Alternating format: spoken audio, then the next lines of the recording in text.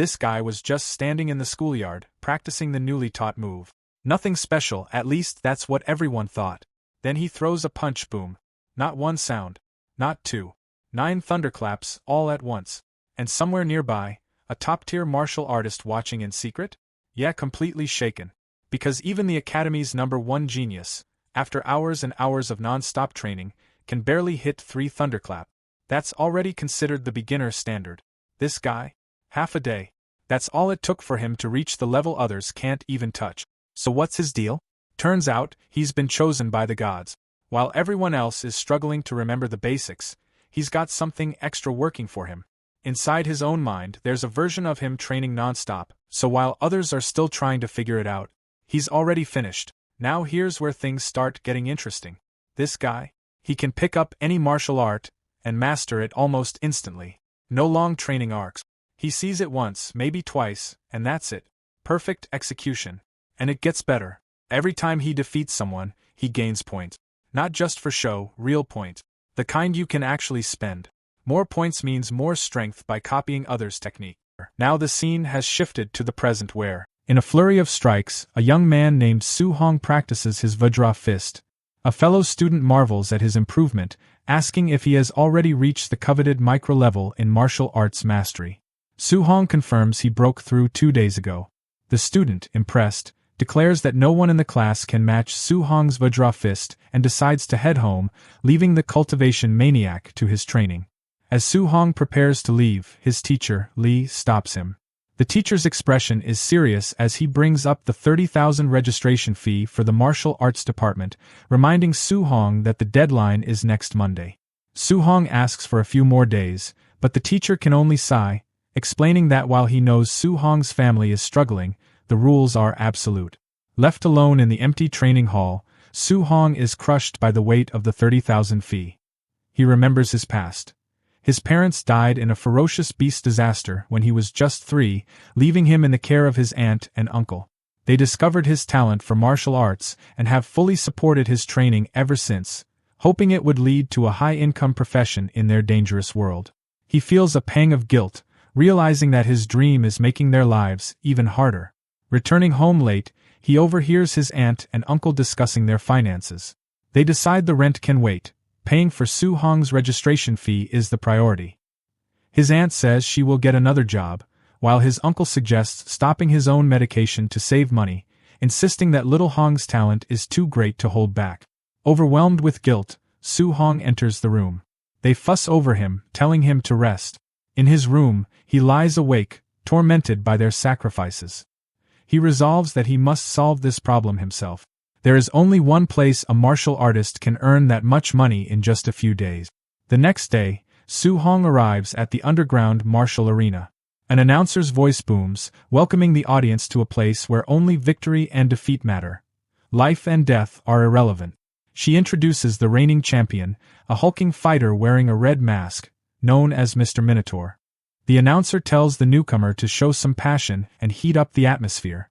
She whispers for him to provoke the crowd, explaining that rookies are troublesome. Taking the cue, Su-hong roars, declaring himself invincible against anyone below the level of a true martial artist and calling all weaklings to come and fight. The crowd erupts in a frenzy, shouting for his death. The first match begins. Su-hong believes his Vajra fist is enough to win a few rounds and collect the tuition fee. His opponent rushes in, but Su-hong calmly notes his strong momentum but unstable lower body, seeing an easy win. A single, powerful blow sends the challenger flying. Without pausing, Su-hong calls for the next opponent. The announcer declares the first victory for Minotaur. His second opponent is more formidable. The two trade blows and Su-hong feels the man's strong fist force, but knows his own is greater.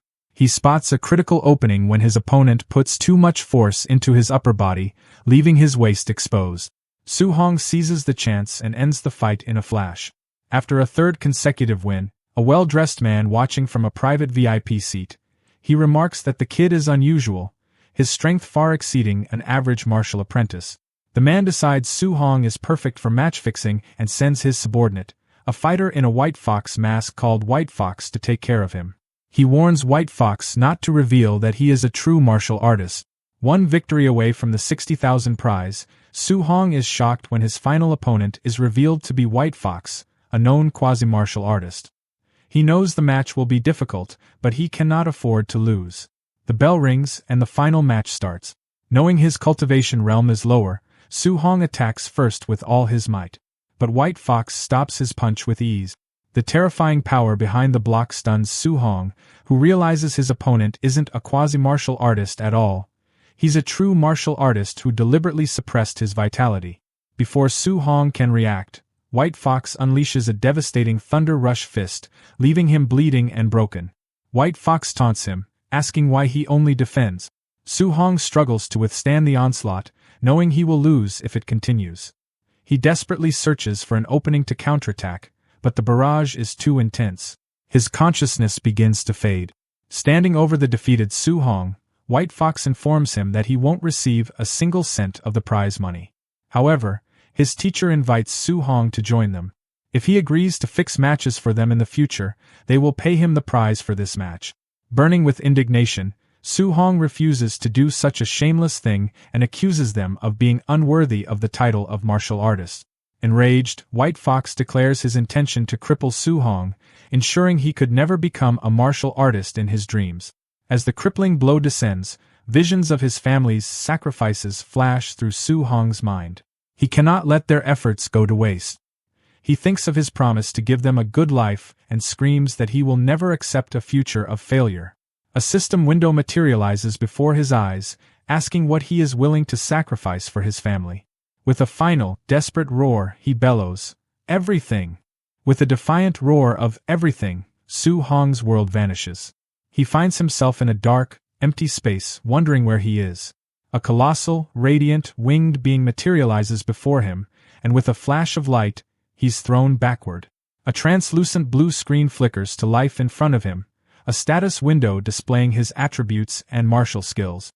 He notices a tab labeled Mission, and instinctively taps it. The system reveals the Way of the Arena mission, to polish his martial arts and defeat the White Fox waiting in the outside world. The objective is to upgrade his Vajra fist to the mastered level and his other skills to the micro level. It's a beginner's mission with no reward, but promises to unlock a guide.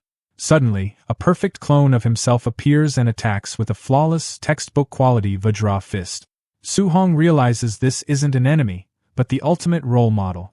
He eagerly engages, seizing the chance to learn from a perfect version of himself.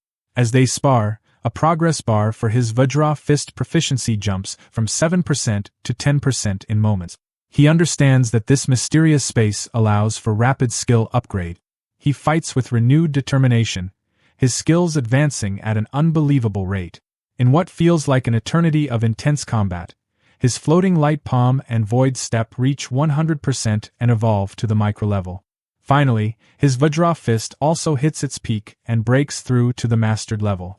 Exhausted but triumphant, he gives a grateful nod to the clone as it dissipates. A notification congratulates him on completing the mission and asks if he agrees to return to reality. He accepts. Time snaps back into motion in the arena.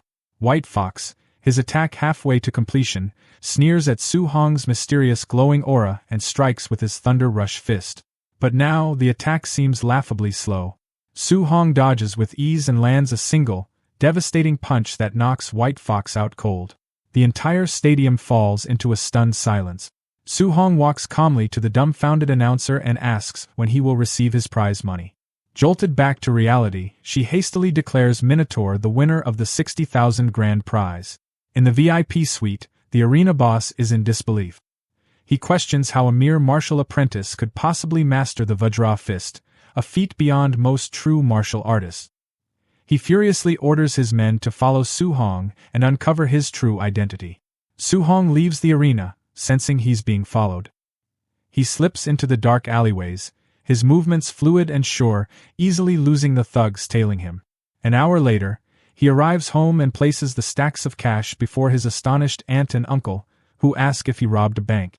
Su Hong smoothly lies, explaining that the master of a dojo where he sparred was so impressed by his talent that he decided to sponsor his studies. His aunt remains skeptical, but his uncle proudly declares that their boy would never lie to them. Later, on the roof, Su Hong looks at his system window with a grin. His family's financial troubles are solved. The system notifies him that by defeating a higher-level opponent, he has earned 67 martial value points, which can be used to increase his vitality. He immediately pours points into it, and his vitality stat climbs to 90, elevating him to the rank of a quasi-martial artist. He feels a surge of power and decides to use all the remaining points. As his strength skyrockets, the wounds from his fight completely heal. Feeling an endless reserve of new power, he heads to the deserted school drill ground to test his limits on a combat power tester. Deciding to start with just 70% of his strength, he winds up and throws a punch. The machine instantly overloads, smoke starting to come out of it, and shatters. He mutters about the tester's poor quality, hoping he won't have to pay for it, before quickly fleeing the scene.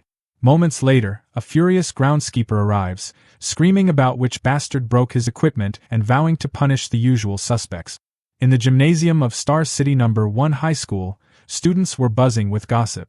The main topic was Chen Shan, who had been beaten up after smashing a tester machine the previous night. A student explained that Chen Shan had been punished by the principal and forced to take the blame because he refused to admit to his actions. Their chatter was interrupted by the principal, who introduced his old comrade in arms, a Tier 3 martial artist named Chen Tian.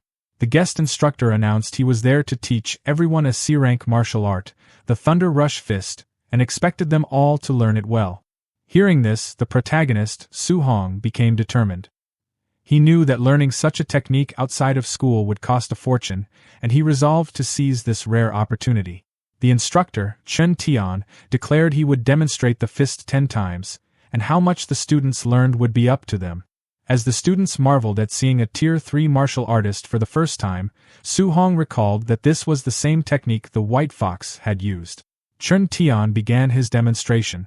He explained that at the basic level, the Thunder Rush Fist emits a single sound of thunder. Mastery progressed through levels. 3 sounds for proficient, 5 for micro-level, 7 for mastered, and a full 9 sounds for the perfect realm. He advised the students to aim for just the basic level for today. Hours later, the students were exhausted and dejected, finding the C-rank art far too difficult to learn. Suddenly, Chen Shan, the school's top genius, successfully executed a punch with a single thunderous sound, reaching the basic level. The principal proudly pointed him out to Chen Tian, asking if he was interested in mentoring the boy. However, Chen Tian was unimpressed, remarking that in other cities, this was merely a passing grade. He lamented that the students were not up to his standards. As the two men walked away, Chen Tian commented on the cruel nature of martial arts, where talent was far more important than hard work. Just then, they were stunned by the sound of a 7-sound Thunder Rush Fist. A student had reached the mastered level after just half a day of practice. Chen Tian's shock turned to disbelief as he realized it wasn't 7 sounds, but 9. Someone had achieved the perfect realm. He urged the principal to help him find this prodigious student, but by the time they rushed back, the individual was gone. In the aftermath, Chen Tian was ecstatic. Witnessing the perfect technique had given him a sudden inspiration, allowing him to break through to the 8-sound level himself, a feat he thought he might never have achieved in his lifetime. Elsewhere, Su Hong walked away, reflecting on how exhausting the C-rank skill was. A look at his status panel confirmed his success. His Thunder Rush Fist was listed as perfect. His next goal was to earn martial values to break through to the rank of a true martial artist, and he wondered if sparring would be enough to earn them. Su Hong arrived at his workplace, the Raging Thunder Dojo. Inside, he saw a purple-haired youth named Li Yan berating and kicking another student. A friend explained that Li Yan was the disciple of a new, powerful instructor who was arrogant and taught his classes with disdain for the common students. Su Hong stepped in, stopping Li Yan's attack. Angered by the interference, Li Yan challenged Su Hong to a one-on-one fight in the arena, a challenge Su Hong calmly accepted. Their confrontation was cut short by the arrival of the new instructor, who announced that class was starting. Li Yan told Su Hong he was lucky and backed off, while Su Hong noted his opponent's arrogance. The instructor, Li Yan's master, declared he would only demonstrate the Raging Sea Spear technique once. Li Yan scoffed, believing it was impossible to learn from a single viewing. Su Hong, however, focused intently, absorbing the movements. After the brief demonstration, the instructor left the students to practice. While most were confused, Su Hong understood the technique's core principle. The spear must flow with the momentum of endless waves. He picked up a spear and began to practice, his movements fluid and precise. The other students watched in awe, whispering about what a martial arts prodigy he was. From a distance, Li Yan was shocked, unable to believe Su Hong had actually learned the technique so quickly. A friend warned Su Hong to be careful, as Li Yan was very strong. Undeterred, Su Hong approached Li Yan and asked for a match. Intrigued, Li Yan decided to test Su Hong's true ability, offering to give him some pointers. He attacked with a micro-level Raging Sea Spear technique, but Su Hong effortlessly countered, unleashing a proficient-level version of the very same skill. Li Yan was left completely stunned, unable to comprehend how his opponent had surpassed him in an instant. In a burst of pure martial skill, Su Hong defeats an opponent far stronger than himself. His system immediately confirms the win and rewards him with 35 martial points. Across from him, Li Yan collapses to the ground, stunned and unable to accept what just happened.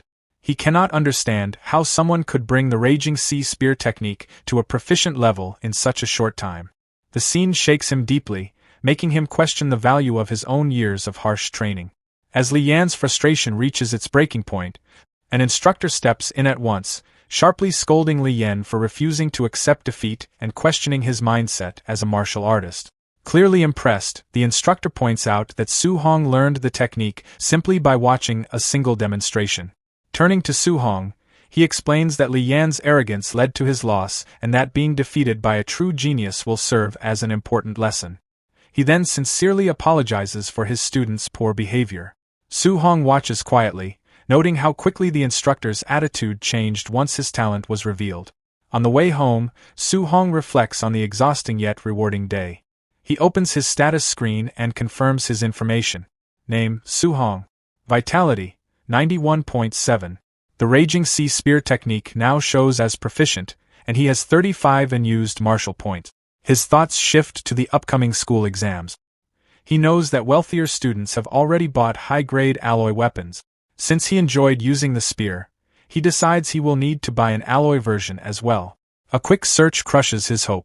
A single alloy weapon costs a shocking 69,800.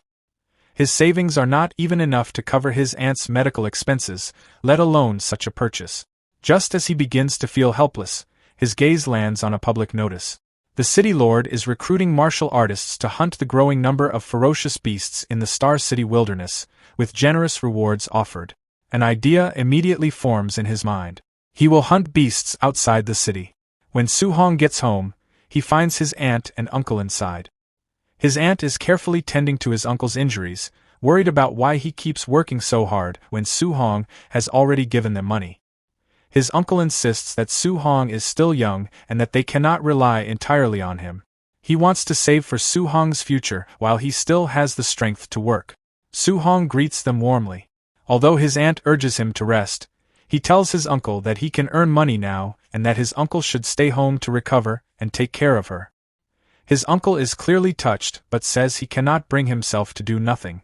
Su Hong reassures them that he is only earning a small amount for daily expenses and will not push himself too hard.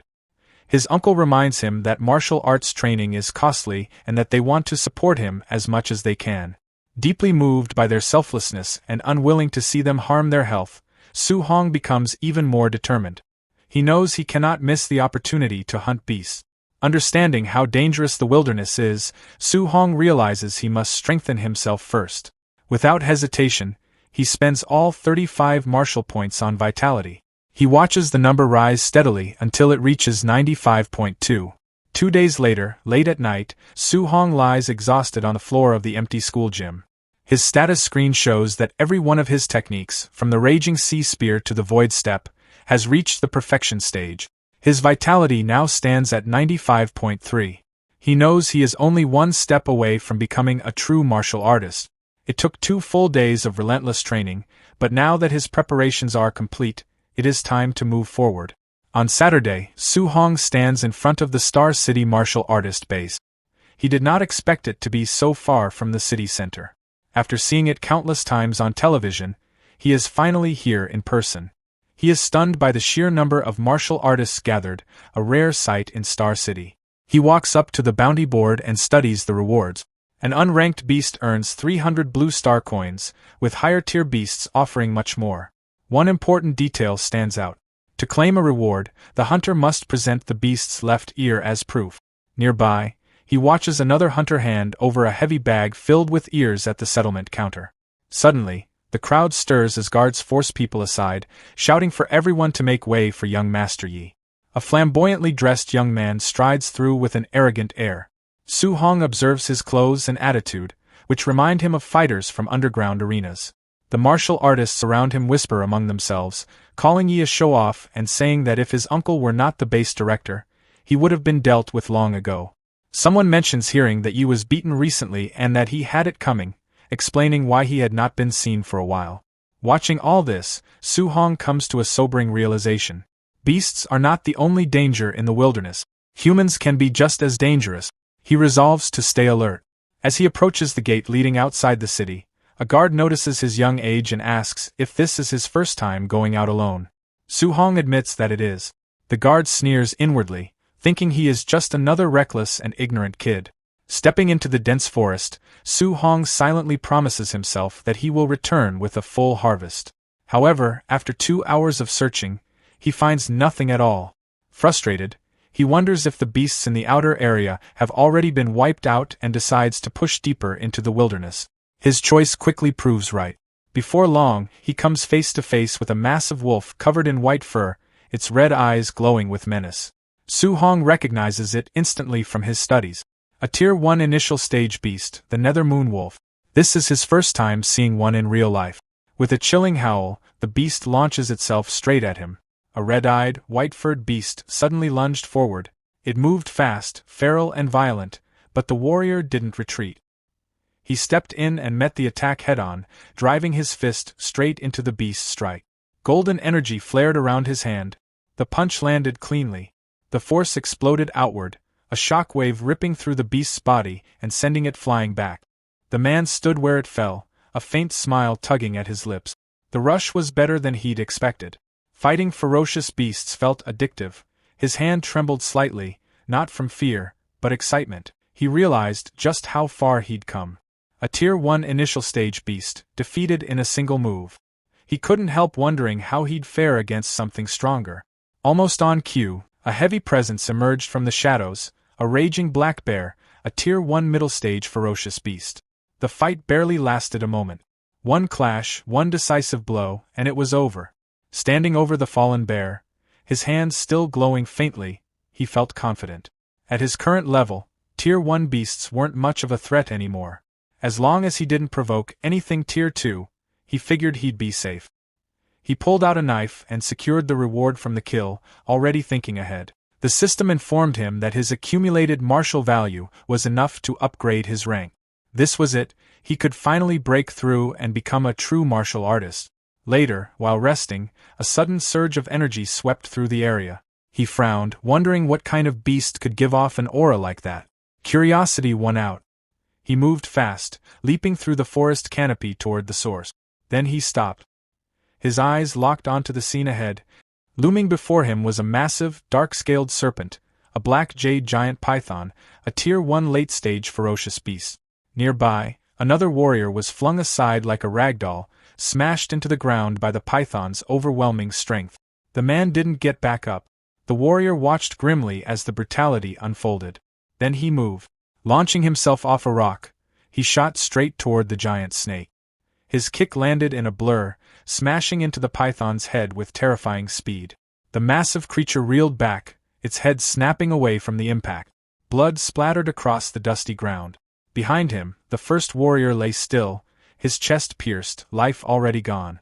The hero landed and coughed, wiping blood from his mouth. He steadied himself, then glanced at the fallen man.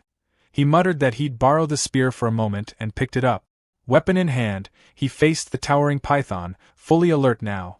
The serpent lunged, jaws wide, fangs flashing. He didn't back down.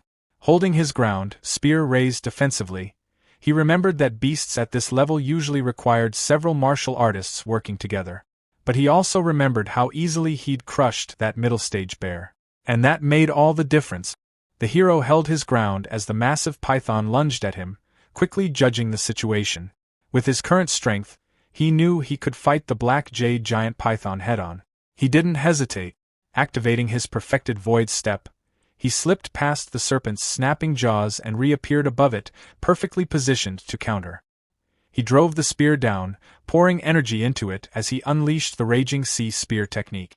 Blue, water-like energy surged along the shaft, and the spearhead punched through the thick scales on top of the python's head. The beast let out a deafening roar, pain rippling through its massive body.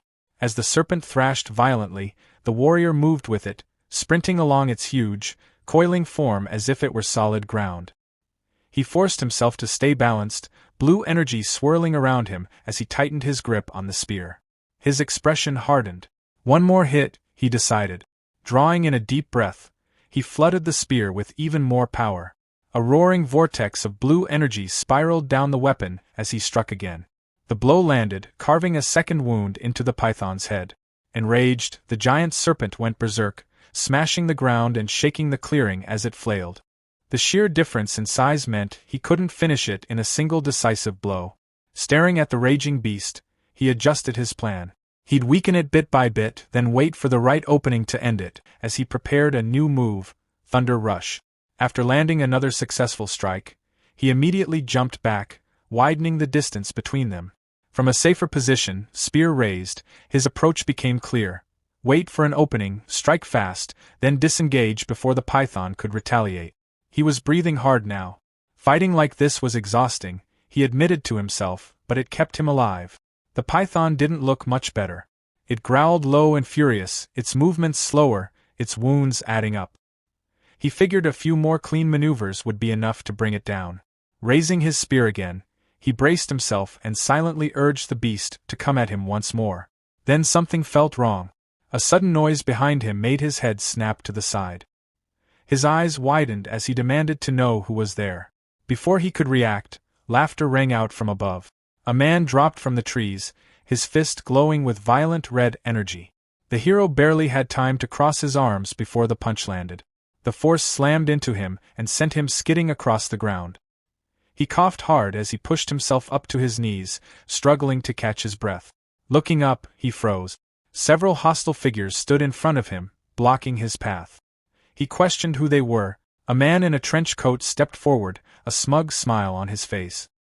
He casually remarked that they were meeting again and suggested, almost politely, that the hero hand over the black jade giant python. The group stood facing him, the wounded black jade giant python coiled weakly behind them. Their leader, young Master Yi, looked amused. He mocked the hero openly, saying he'd watched him leave the city alone and had fully expected him to die somewhere out in the wilderness. With a smug grin, Yi gestured toward the injured serpent. He clearly believed the hero had just gotten lucky, stumbling upon a heavily wounded black jade giant python and trying to claim credit for it. Hearing that, the hero quickly pieced things together. These people had arrived late. They hadn't seen the fight at all. One of the larger, more muscular henchmen stepped forward. He told the hero to get lost, saying young Master Yi had already decided the python was his. The hero swept his gaze over them. 5 opponents, all martial artists. Outnumbered like this, he knew a direct fight wouldn't end well. Still, he let out a short, dismissive laugh. Red energy flickered around his fist as he mocked the idea that his earlier blow had just been a sneak attack, openly questioning whether they truly believed he couldn't take them on. Then he moved. His punch shot forward, wrapped in terrifying red energy. The blow slammed into the henchman and sent the big man staggering backward. Young Master Ye's expression shifted instantly. He recognized the technique, Vajra Fist, and he identified the hero as the infamous Minotaur. The hero blinked in surprise at being recognized, briefly registering the name, White Fox, in his mind. He raised a hand to his mouth, fury burning behind his eyes. He declared that the hero was the first person who had ever humiliated him so badly in front of others. The hero grabbed the spear and turned, sprinting straight into the forest. He didn't hesitate for even a second before shouting the order to kill him, pointing sharply in his direction as his men rushed after him. They chased him into the dense woods, branches whipping past as visibility dropped fast. Before long, they lost sight of him entirely. One of the men warned the others to stay alert. The terrain was perfect for an ambush. Another scoffed, brushing it off, questioning why they should be afraid of a single person. That was when it happened. The hero burst out of the shadows in a blur, slamming into the dismissive henchman from the side. Before anyone could react, his glowing eyes shifted to the next target. He moved again, impossibly fast, cutting down a second pursuer in one clean motion. The body hit the ground hard, lifeless. Young Master Yi stared in disbelief. He couldn't process that kind of speed. One of the remaining men shouted in panic, recognizing the technique. He called it the Nine Echoes Thunder Rush Fist, perfected to a level even Tier 3 martial artists struggled to reach. He dropped from the trees without warning, striking another henchman from behind. The body tumbled across the ground and landed right at the feet of young Master Yi and his last remaining subordinate. The final subordinate panicked, begging Yi to leave immediately. He insisted the hero was far too strong to deal with. Yi didn't even consider it. He angrily dismissed the idea of retreat, staring into the forest with bloodshot eyes. He declared that no matter what, he would kill the hero today. From the shadows, the hero watched him closely. The hero moved without hesitation, striking down the last remaining henchman. When it was over, young Master Yi stared at the scene in disbelief, fury twisting his face. He cursed under his breath, unable to wrap his head around how the hero had grown this strong in just a few days. The hero suddenly vanished from Ye's sight. He spun around instantly, only to find empty air behind him. Before he could relax, the hero reappeared again at his back, already poised to strike, but this time Yi reacted a split second faster. He turned sharply and launched an attack of his own. Fury twisted Ye's face as blue energy erupted around him. He flatly refused to accept that he could lose here, forcing his power upward. With a sharp gesture, he extended a finger and fired a concentrated beam of blue energy, his void-breaking finger. The hero barely managed to deflect the blast with the spear. He didn't stop. He snarled and unleashed a non-stop barrage. Explosions tore through the forest. Trees shattered, dirt blasted upward, and the hero was forced on the defensive, constantly parrying and dodging as energy beams detonated around him. Even while being pushed back, he stayed focused, quickly judging the technique's strength. From the sheer output alone, he figured it had to be a B-rank skill. He pointed at the hero and screamed that he'd memorized his face. If the hero dared hurt him any further, Yi vowed he'd wipe out his entire family. That threat landed wrong. The hero's expression went cold, all warmth draining from his eyes. In the next instant, the hero closed the distance between them. He yelled that his uncle was a supervisor at the martial artist base, that his father was a powerful figure, anything to survive. It didn't help. In a flash, the hero appeared right in front of him, red energy blazing around his fist. He remarked flatly that Yi had been more tolerable when he was acting superior. The punch came down like a verdict. Ye's body crumpled and crashed to the ground, broken and defeated. The hero stood over him, breathing hard, red energy still rolling off his body. He stated coldly that Yi never should have dragged his family into it. Barely conscious, blood pooling beneath him, he looked up in disbelief. He stammered that it was impossible, that the hero wasn't even a full martial artist. The black jade giant python's tail slammed down with crushing force, ending him instantly. The hero turned away and looked back toward the serpent. He'd spent too long dealing with the intruders. The giant python had fully recovered its stamina. In the forest clearing, the masked follower stared at his injured companion on the ground. He muttered to his partner that this kid was seriously not right.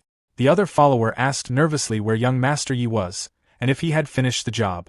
Before they could speculate further, a rustle from the trees made the masked man turn sharply. The masked follower called out that he had finally decided to show himself.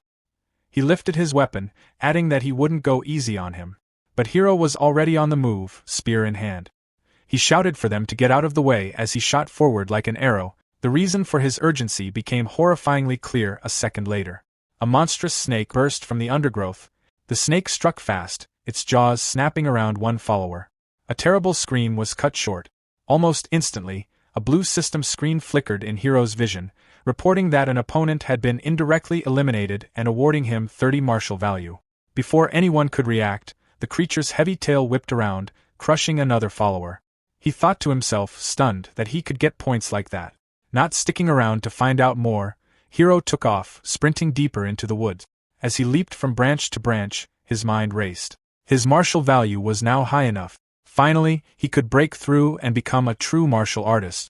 Perched high in a tree, he scanned the area. He needed a quiet, secure spot for his breakthrough. His eyes landed on a cave entrance halfway up a rocky cliffside. That looked perfect. He didn't get far. As he approached the dark opening, the same giant red-headed snake lunged out with a furious roar, trapping him inside the cavern. Hiro faced the beast, his back to the cave wall. A blue system interface materialized in front of him, displaying his details. It showed his name as Su Hong and his martial value as 504. No time to waste. Hiro focused and mentally hit the breakthrough command on the screen. He urged himself to go faster. A red aura suddenly erupted around him, waves of heat rolling off his body like he was filled with molten rock. His vitality skyrocketed. His vitality reached 100. Then, a brilliant notification appeared stating he had broken through to a Tier 1 martial artist. He said to the cave air that he was now a real martial artist. He turned his gaze back to the giant snake, his eyes gleaming. He announced that it was his turn. He shot forward, his fist already glowing with a fierce red light. The punch connected with the snake's snout. Energy pooled in his free hand. He growled the beginning of a command, "Get," as he raised the spear high. Blue, lightning-like energy crackled down its length. He yelled down as he brought the weapon crashing onto the snake's body in an explosion of blue force. As the dust settled, Hiro clenched his fist. Golden, crackling electricity surrounded it, buzzing with raw power. He announced his next attack, Thunder Rush Fist, and drove his energized fist down toward the wounded beast with a final, decisive blow. The snake's pained roar echoed through the cave as the attack landed. Hiro stood on the giant snake's body in the misty clearing, spear in hand. Even though the beast had already been hurt, he felt a surge of confidence knowing he could now face something like that straight on. A soft chime in his mind confirmed his victory, adding 92 martial value to his total. Sitting down on the scaled carcass, he remembered the usual rule: cut off the left ear to trade for coin. He stared at the snake's head, then sighed. Right. Snakes don't have ears. Well, no helping it. He decided he'd better just get moving and headed out of the rocky clearing, leaving the massive body behind. Walking through the sun-dappled forest with his spear slung over his shoulder, he eventually came across another body, this one with blonde hair. It was young Master Yi. Hiro looked down at him. You got off easy, he said quietly. Crouching, he began to search the young master's belongings. His main hope was finding that high-level martial technique Yi had used in their fight. His fingers closed around a small, unmarked black book. Could this be it? The void-breaking finger? Later that night, back in the shelter of a cave with a small campfire crackling, Hiro studied the book intently. He'd committed the introductory method to memory. Now it was time to let the system do its work. In the familiar blue, data stream space of his mind, he sat cross-legged. Come on, he urged. A glowing, translucent copy of himself materialized before him. Together, they moved through the intricate forms. Void-breaking finger, Hiro called out in the mental space. Streaks of light followed his movements as the system text flashed, tracking his progress. 51%, 78%, 93%. Back in the physical world, by the fire, a blue notification settled in his vision. Void-breaking finger, basic 1%. Hiro doubled over, coughing. Even at the basic level, a B-rank skill put an incredible strain on his body. 3 days later, a thunderous howl echoed through the trees. A huge, red-eyed ape monster slammed its fists against the ground. Perfect, Hiro thought. He needed something to test his new power on. He darted forward, energy focusing at his fingertip. The technique felt smooth, powerful. As the ape monster fell, Hiro stood amidst the settling dust, his fingers still glowing with a faint blue energy. He'd reached the perfect realm. The system confirmed it. Void-breaking finger, mastered-void-breaking finger, perfect. The power was absolutely worthy of a B-rank skill. The martial artist base was in an unusual state of quiet when he arrived. Inside, the main hall was buzzing. A crowd watched as one man at the counter collected a hefty payout of 230,000 blue star coins, murmurs of admiration rippling through the onlookers. Another group, the Thunder Squad, was being praised for their haul of Tier 1 beasts. When it was Hiro's turn, he hoisted a large, heavy bag onto the counter. The woman working there peered inside, and her eyes went wide. She started counting, her voice rising with disbelief as she announced the total. 406,000 blue star coins from 72 initial stage, 83 middle stage, and 17 high stage Tier 1 beasts. A cold sweat prickled on Hiro's neck. He'd gotten carried away. This was way too much attention.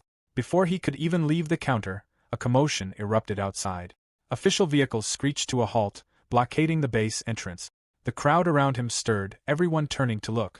Was the base under attack? People whispered, noting the high-level martial artists now stationed at every exit. A stern-looking man in a suit, identified by the system as Yi Qi, base person in charge, and Yi Feng's uncle, barked orders to his subordinates. Seal the area. No one gets out. A brave soul from the crowd called out, asking what was going on. Yi Qi's face twisted with fury.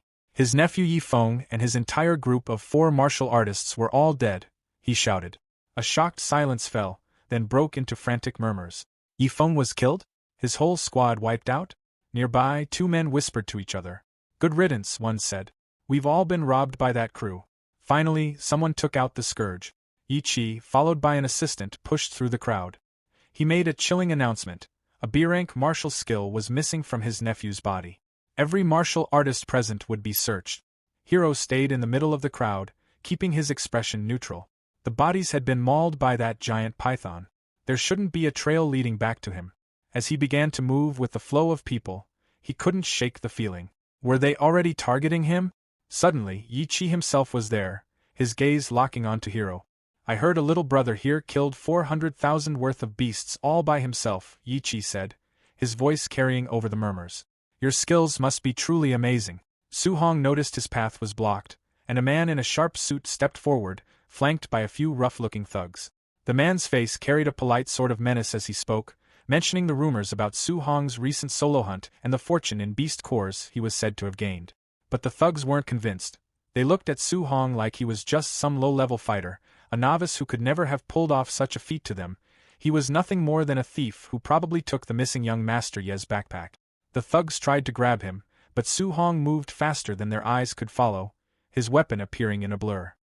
He spoke coolly, reminding them he was a student at the elite Xingqian No. 1 high school and daring them to touch him. The leader hesitated, caught between anger over his nephew's stolen martial art and the risk of provoking a potential prodigy from the top academy. Trying another approach, the man offered 10,000 as compensation for the search. Su Hong stayed calm, knowing his secrets were safe with Yi Feng gone, claimed by a monstrous python in the wild. He countered, asking for 3 times the offer. With no other choice, the man agreed. Su Hong even encouraged them to be thorough to avoid being wrongly accused. The search turned up nothing, but just as Su Hong was about to leave with the money, the leader called him back, insisting no one could leave until he was fully satisfied. By the time the man finished speaking, Su Hong had vanished into the city. Thinking about his next move, a quick shower and then a visit to the Warriors Association to test his rank and get the guidance technique. Alone in the room, Su Hong pulled up his internal status screen, a holographic display floating before him. He had 534 martial arts points, the result of relentless training and brutal encounters. His chi and blood value was 103, just enough to be a first-tier martial artist. The next stage required 200 points, and with his accumulated points, he could almost reach it in one step. But his attention turned to 2 stats he'd never touched before, spirit and mortal body. Curious about their potential, he started allocating points into spirit, watching the number climb with no immediate effect. Then he focused on mortal body, eager to see what evolution it might bring. The Warriors Association proving grounds were buzzing with energy. A promising young fighter, a disciple of the famous Jiang Ming, had just finished his test with a combat power of 1763, enough to nearly be a mid-tier warrior. The crowd admired him, and he turned to the next challenger, Su Hong, with obvious disdain. For him, testing at that age meant genius, but Su Hong? He was probably average at best. Su Hong stepped up to the chi and blood detector. The screen lit up at his touch, showing a reading of 123. The hall went silent. People whispered and questioned whether the machine was broken.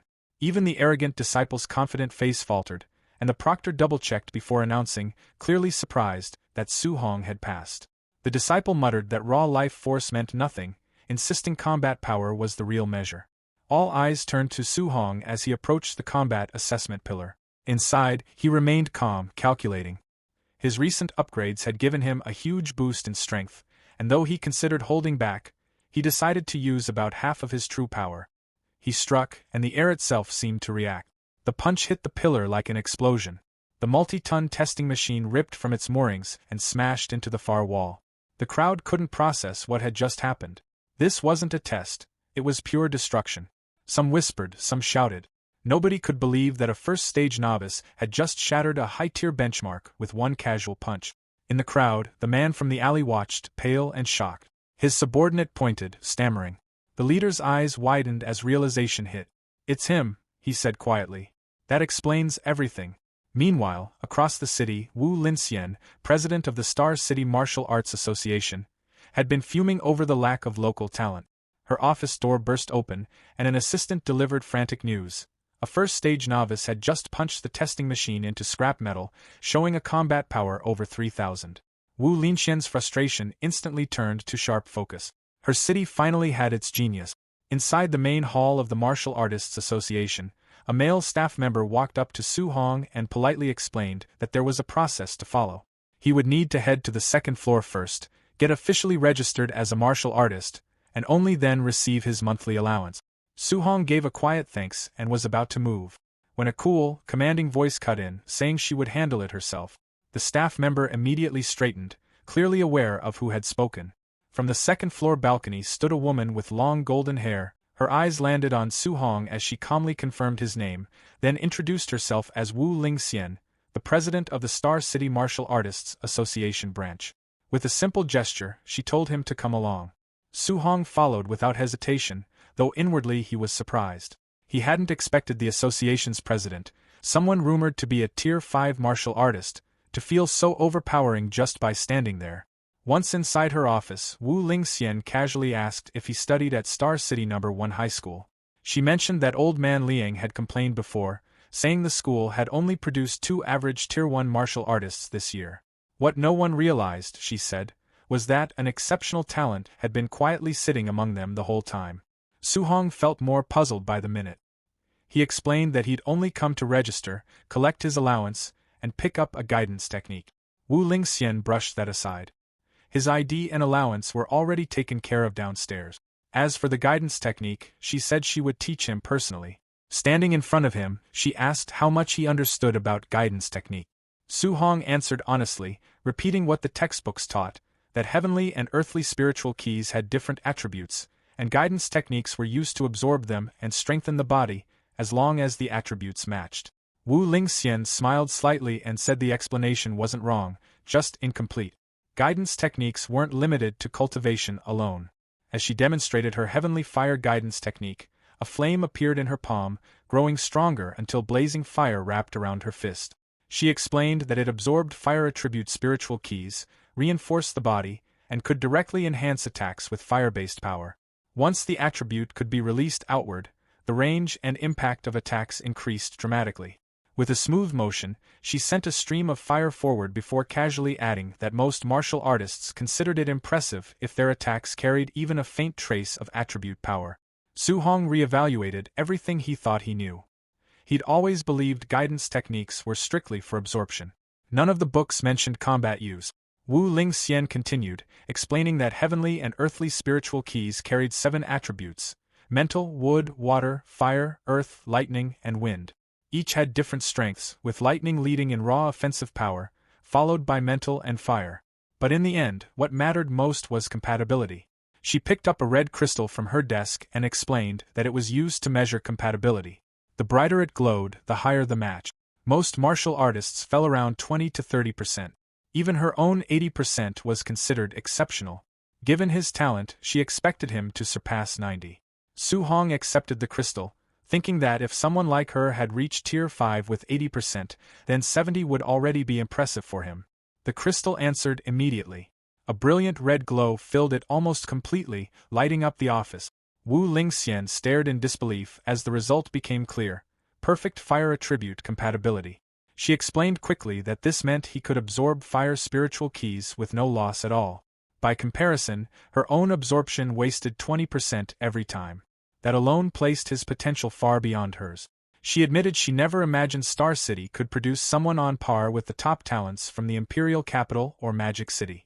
As Su Hong looked at the crystal, another thought crossed his mind. Fire was strong, but lightning suited him better.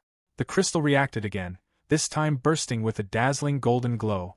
After a brief pause, Su Hong quietly noted that his lightning compatibility also appeared to be perfect. Wu Lingxian struggled to process it. Dual attributes, both flawless. Before she could fully react, the crystal continued responding. Wind followed, then the others. One after another, every attribute reached the same result. 7 attribute. All perfect. Wu Lingxian sank into her chair, her past achievements suddenly feeling distant. She remembered being praised as a top genius herself, reaching Tier 5 before 30.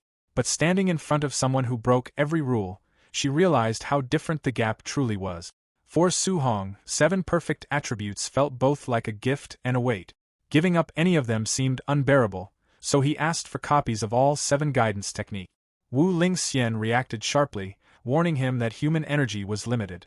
Even the most gifted martial artists usually focused on 1 or 2 attribute.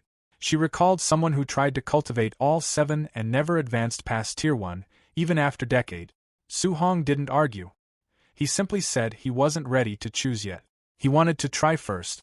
After a moment, Wu Lingxian agreed, reminding him not to waste such rare talent. She then brought up the upcoming monthly school exam. With tensions rising at the all-heaven battlefield, and the threat of war with the 10,000 races looming, nations were pouring resources into a genius training camp. She planned to recommend him.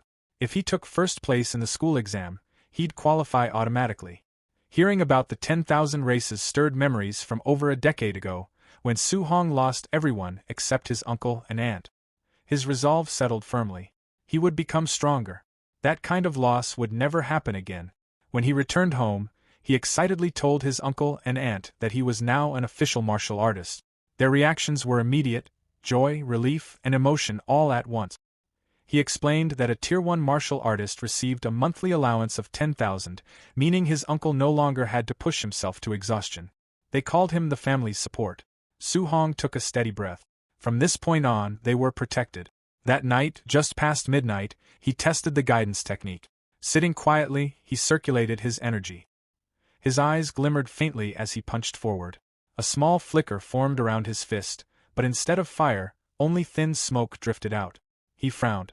This felt far weaker than expected. Then a notification appeared, confirming that he had successfully learned the guidance technique. Checking the details, he saw it was only level 1. That was when a new idea took shape. If guidance techniques had levels, then maybe this was something only he could push far beyond its limit.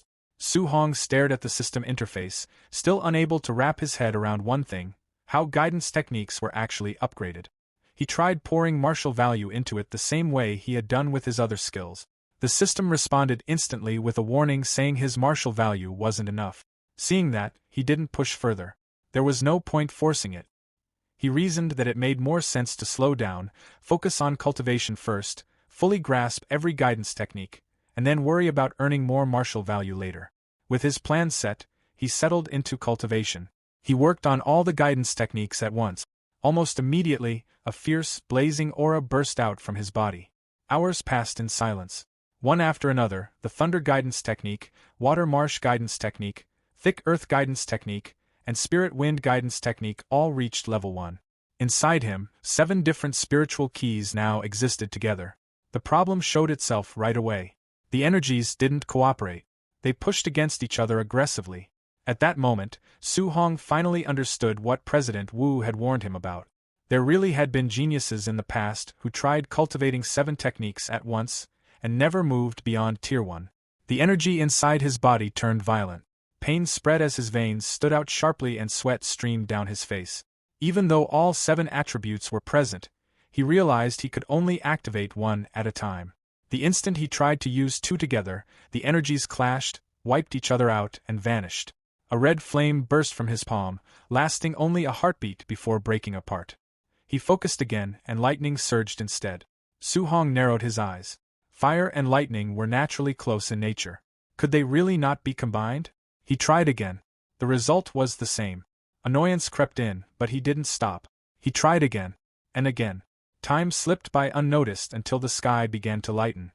His breathing turned rough, his clothes soaked, his arms shaking from fatigue, but he kept going. Lightning surged once more. This time, he forcefully dragged the fire along with it. Energy exploded outward as he pushed through with everything he had. And finally, it worked. After an entire night of non-stop attempts, lightning and fire fused into a single force. Without wasting time, Su Hong decided to test it properly. He headed straight to the Star City Martial Arts Square. This time, he chose a Tier 3 combat power tester, not interested in repeating his past mistake of destroying equipment. Previously, using only half his strength, he had hit 3,000 combat power. Now, he limited himself to just 30%. He threw a punch. The number jumped past 2,300. Su Hong paused. By his estimate, it should have been closer to 1,800. That was nearly a 500-point difference. If pure lightning already gave results like this, what would happen when combined with fire? Energy gathered again in his palm. When he struck, the tester shook hard as the number shot past 3,000. A small smile appeared as he looked at his hand.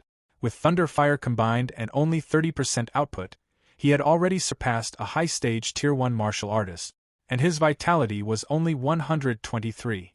That kind of potential felt overwhelming, and this was with just 2 attributes. His thoughts immediately jumped ahead. What if he combined all 7? Lightning crackled and flames swirled in his palm as he made his next decision. He would attempt 3 attributes next. Later, on the rooftop of his home, Su Hong lay flat, shirtless, staring at the sky. After countless intense attempts, he finally accepted the truth. Merging 3 attributes was far harder than merging 2, several times harder.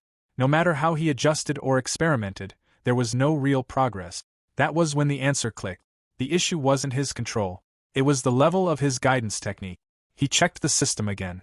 All of them were still stuck at level 1. And the monthly exam was tomorrow. For now, what he needed most was more martial value. The next morning, Star City No. 1 High School was packed. Students filled every corner. The principal announced that today's exam would be different. Due to rising pressure on the front lines, a large-scale genius training camp was being set up to prepare for future conflict. The rewards were insane. Top-tier resources, martial arts manuals, pills, and even grandmasters as instructors. The top 3 students in this exam would earn a spot in Star City's training camp. The crowd erupted. A genius training camp.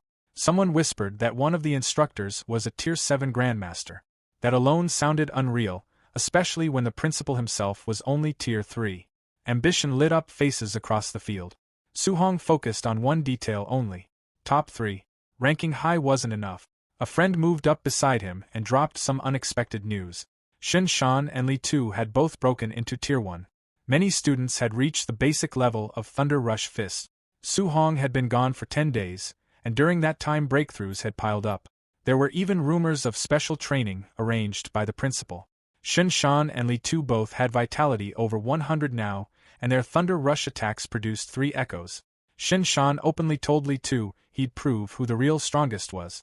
Li Tu shot back that after slamming Shen Shan into the ground, he hoped the confidence would still be there. As the principal stepped down, an instructor asked quietly whether they had found the genius who used the 9-echo Thunder Rush Fist. The principal replied that he'd searched everywhere and believed that person wasn't a student here. Before the conversation could continue, a group approached. The man in front spoke with a mocking tone, asking why the principal looked so miserable. It was Zhang Ming. The principal frowned and asked what he was doing on campus. Zhang Ming casually replied that this year's students didn't look impressive and brought along 2 disciples, joking about sparring with the school's top students after the exam. The principal immediately understood. This was public humiliation. Refusing would only confirm weakness.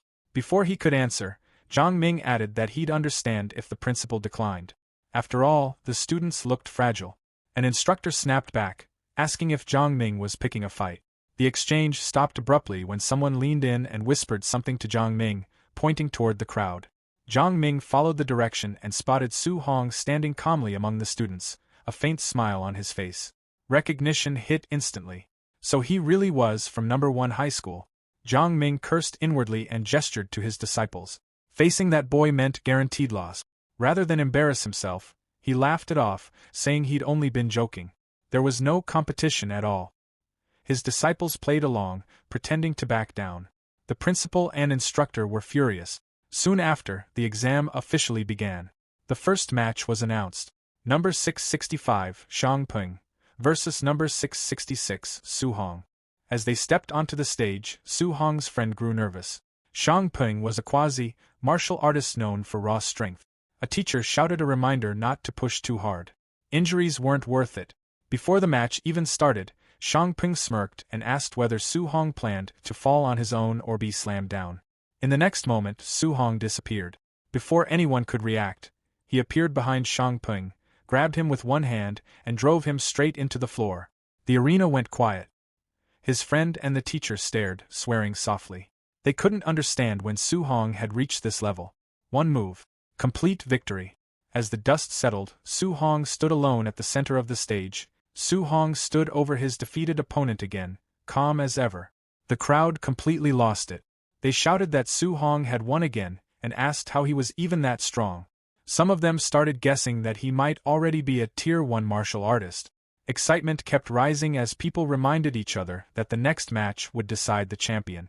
Up in the office, Principal Lee sat with Chen Tain, watching everything unfold. Chen Tain frowned and asked where this Su Hong had suddenly come from. He said he had been giving private tutoring before, yet Su Hong had never shown up in front of him. Principal Lee lowered his gaze and admitted it was his own failure. He said he should have discovered such a promising student earlier. By not giving Su Hong proper guidance sooner, he felt like he had almost buried real talent. Chen Tain looked thoughtful. He mentioned that Su Hong seemed familiar, like he had seen him somewhere before, but he just couldn't remember where. Soon, Principal Lee shifted the topic and said the semi-final between Chen Shan and Li Tu should be wrapping up with a winner any moment.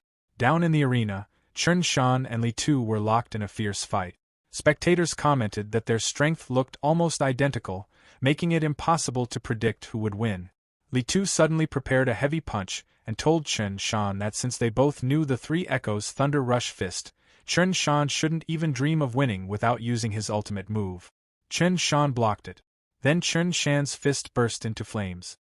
He told Li Tu to watch carefully and declared that he was the real number one in the school. The crowd gasped.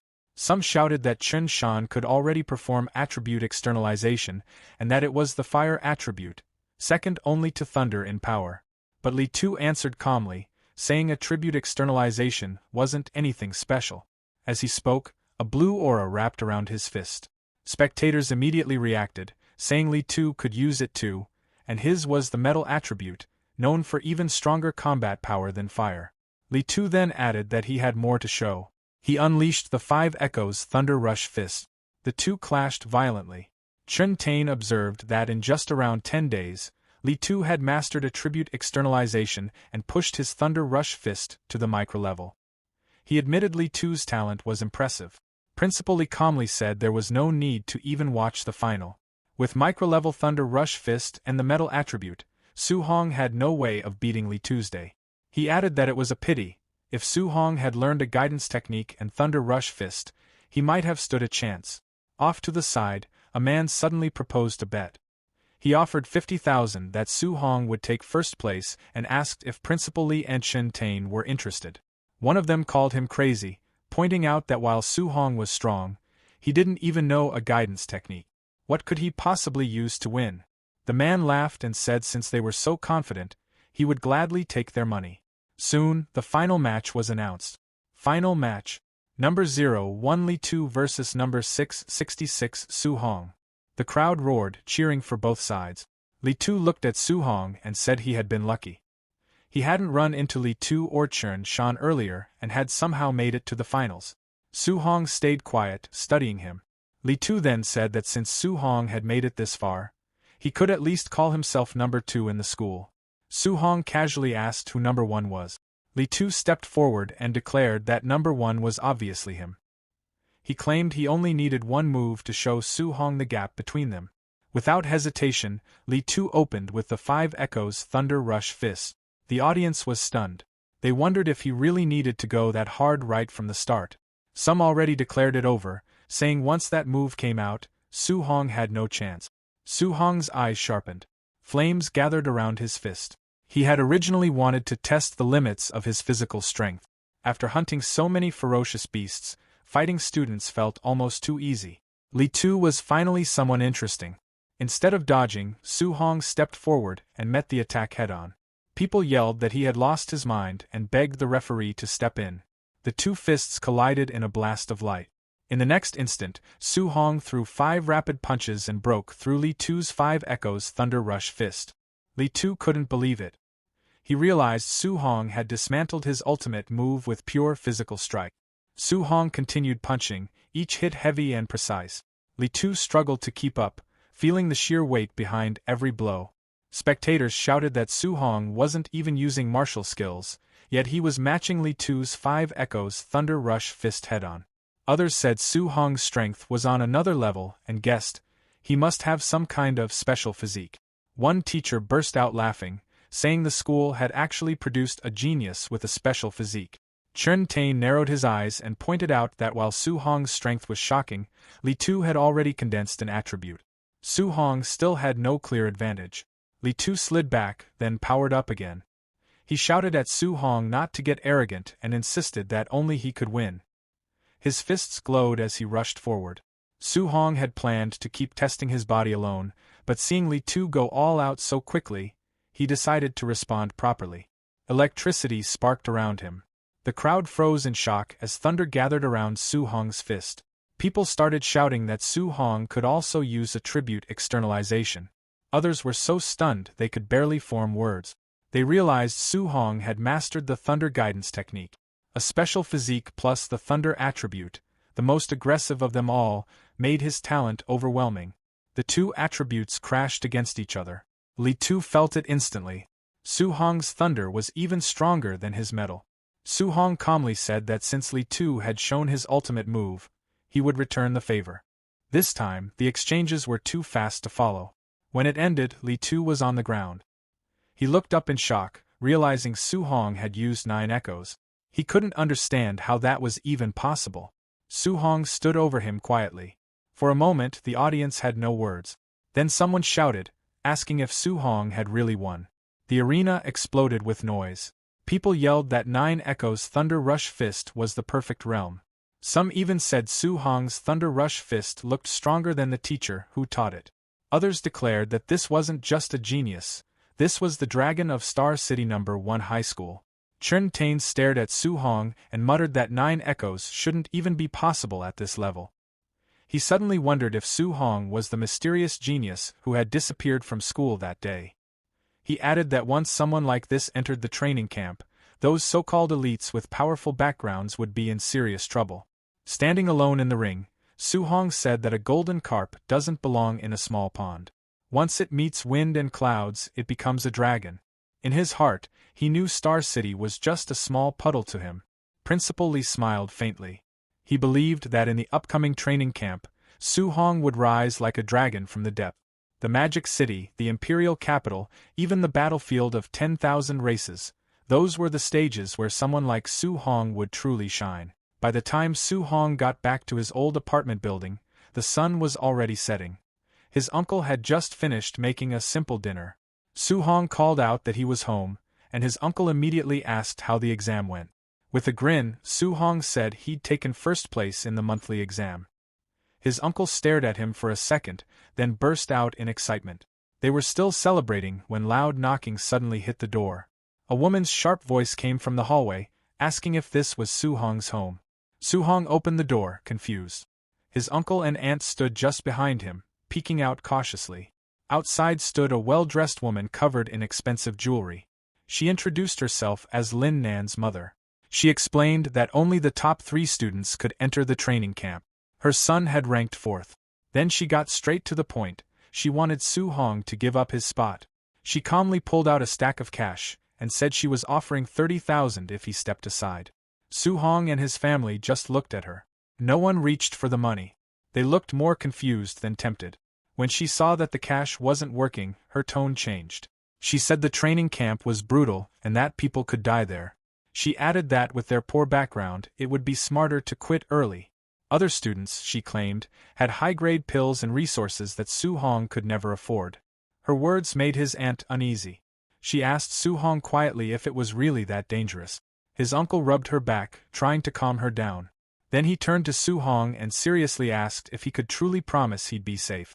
Su Hong stepped forward and said clearly that he could guarantee his own safety.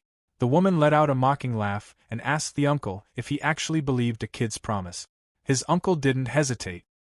He said Su Hong was grown now, and there was no way he'd trust a stranger over his own family. The door shut behind her. From the hallway, she shouted that they were just waiting to get eliminated at camp. Inside, things slowly settled. His uncle asked Su Hong if he had hidden how dangerous the camp was. Su Hong told them it wasn't a big deal and that he could handle it. His uncle gave him a big thumbs up. He admitted he was just an ordinary man, but if Su Hong had the courage to face something like this, then the family would back him all the way. Suddenly, his aunt smacked his uncle on the back, telling him to stop making it so dramatic. She said they didn't care about rankings or glory. They just wanted Su Hong safe. Su Hong nodded with a warm smile. Hearing that made him feel lighter. Later that night, he stood alone on the rooftop, looking over the city lights. He knew that even though his uncle and aunt said they supported him, they were still worried. He quietly promised himself he wouldn't let them down. If he wanted to protect their new life, he had to get stronger. He opened his system interface. He had gained 285 martial value points from the monthly exam, but it didn't feel like enough. His mortal body stat was at 36.1%. Thinking about the powerful geniuses at the training camp, he decided to focus on strengthening his body first. He started adding points to the mortal body stat. A red glow surrounded him as the percentage slowly climbed. When it stopped, steam rose from his body. His mortal body had reached 64.6%. Still far from 100%. He wondered what kind of special physique he would unlock once it was complete. Then he noticed something unexpected. Both his Thunder Guidance technique and Heavenly Flame Guidance technique had quietly advanced to level 2. He realized he'd only practiced them casually for a few days. Maybe there weren't any special requirements. Maybe steady practice alone was enough. Curious, he decided to try leveling them again right away. Lightning gathered in one hand. Flames burned in the other. He focused and began training through the night. By dawn, sunlight spread across the skyscrapers. Su Hong opened his eyes after a full night of cultivation. Fire and electricity swirled faintly around him. A notification appeared. Both techniques had successfully advanced to level 3. He checked his stats. His vitality had increased by 3 points, reaching 126. His mortal body remained at 64.6%, and his martial value points were completely used up. Later that morning, he stood outside the apartment building with his weapon over his shoulder, ready to leave for the training camp. His aunt looked at him anxiously and told him to stay safe. She added that if things didn't go well, he could always come home. His uncle quickly told her not to say things like that. He waved at Su Hong enthusiastically and told him to go win another first place. Su Hong smiled, agreed, and started walking down the quiet street. Once he was a distance away, his uncle's brave front faded. He stood there shaking slightly as he watched Su Hong leave. Tears streamed down his face. His aunt teased him, asking if he wasn't just as worried as she was. He admitted he was. He said he just didn't want Su Hong to carry their fear with him. Meanwhile, as Su Hong walked down the street, his senses picked up movement. A red sports car suddenly turned the corner and stopped sharply beside him. The window rolled down. President Wu Lingxian sat inside, wearing sunglasses. She told him to get in. Soon they were racing down the highway. Su Hong asked why she had come to pick him up personally. Without taking her eyes off the road, she said she had a few important reminders about the training camp. As president, she knew the details about the other participants. She told him that a few students were already Tier 1 high-stage martial artists and were close to Tier 2. Their martial skills were at least B rank. Su Hong listened calmly. He knew Tier 2 required 200 vitality points, which was a big gap from where he stood. Still, he wasn't worried. Even if they had B rank skills, his system would let him learn high-level techniques quickly. Wu Lingxian continued, saying that while his talent was the best she'd ever seen, he lacked the resources those wealthy students had. She added that even if he failed at camp, he shouldn't feel discouraged. Surpassing them would just be a matter of time. Su Hong thanked her sincerely and called her sister Wu. She glanced at him briefly. Even after hearing about the gap between him and the others, he remained completely calm. She figured his mindset wouldn't be a problem at all. A black van winds through the treacherous curves of the Tianlin mountain range. Inside the vehicle, Li Tu and Chen Shan leans forward in shock, saying that the training camp is set in a place where ferocious beasts gather. Principal Li calmly tells him not to worry, explaining that a grandmaster oversees the camp and ensures there is no life-threatening danger. Su-hong looks out the window at the passing landscape.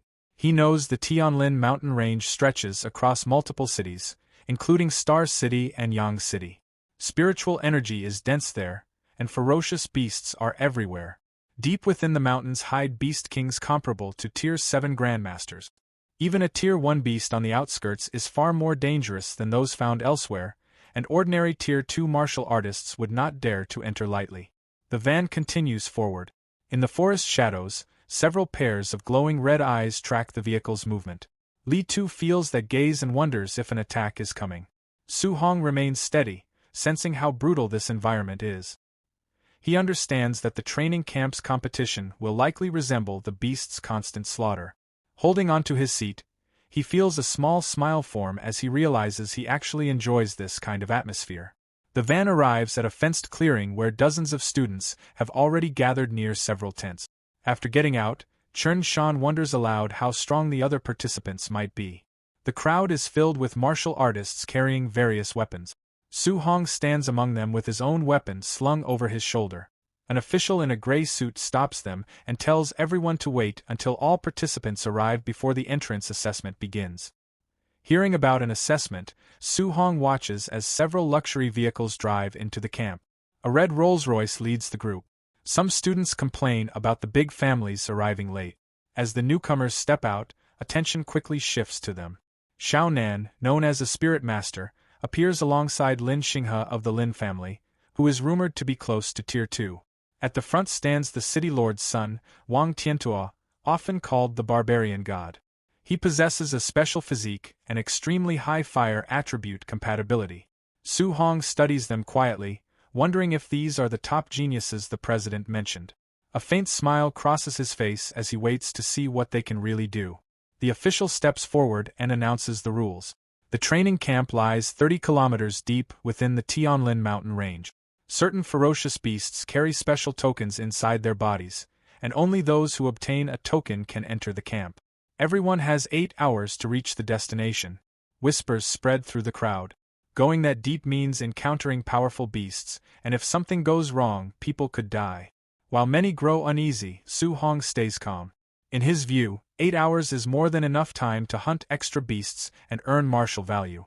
When someone asks what happens if they run into beasts far beyond their level, the official replies that they should consider themselves unlucky and eliminated, though rescue will eventually come.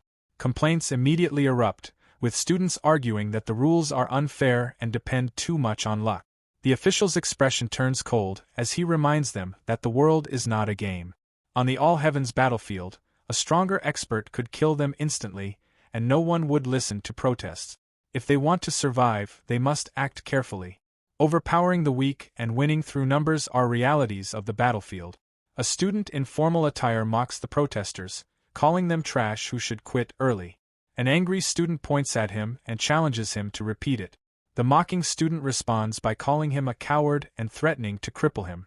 The official interrupts and makes it clear that violence is forbidden inside the camp itself, but once they enter the mountains, there will be no interference.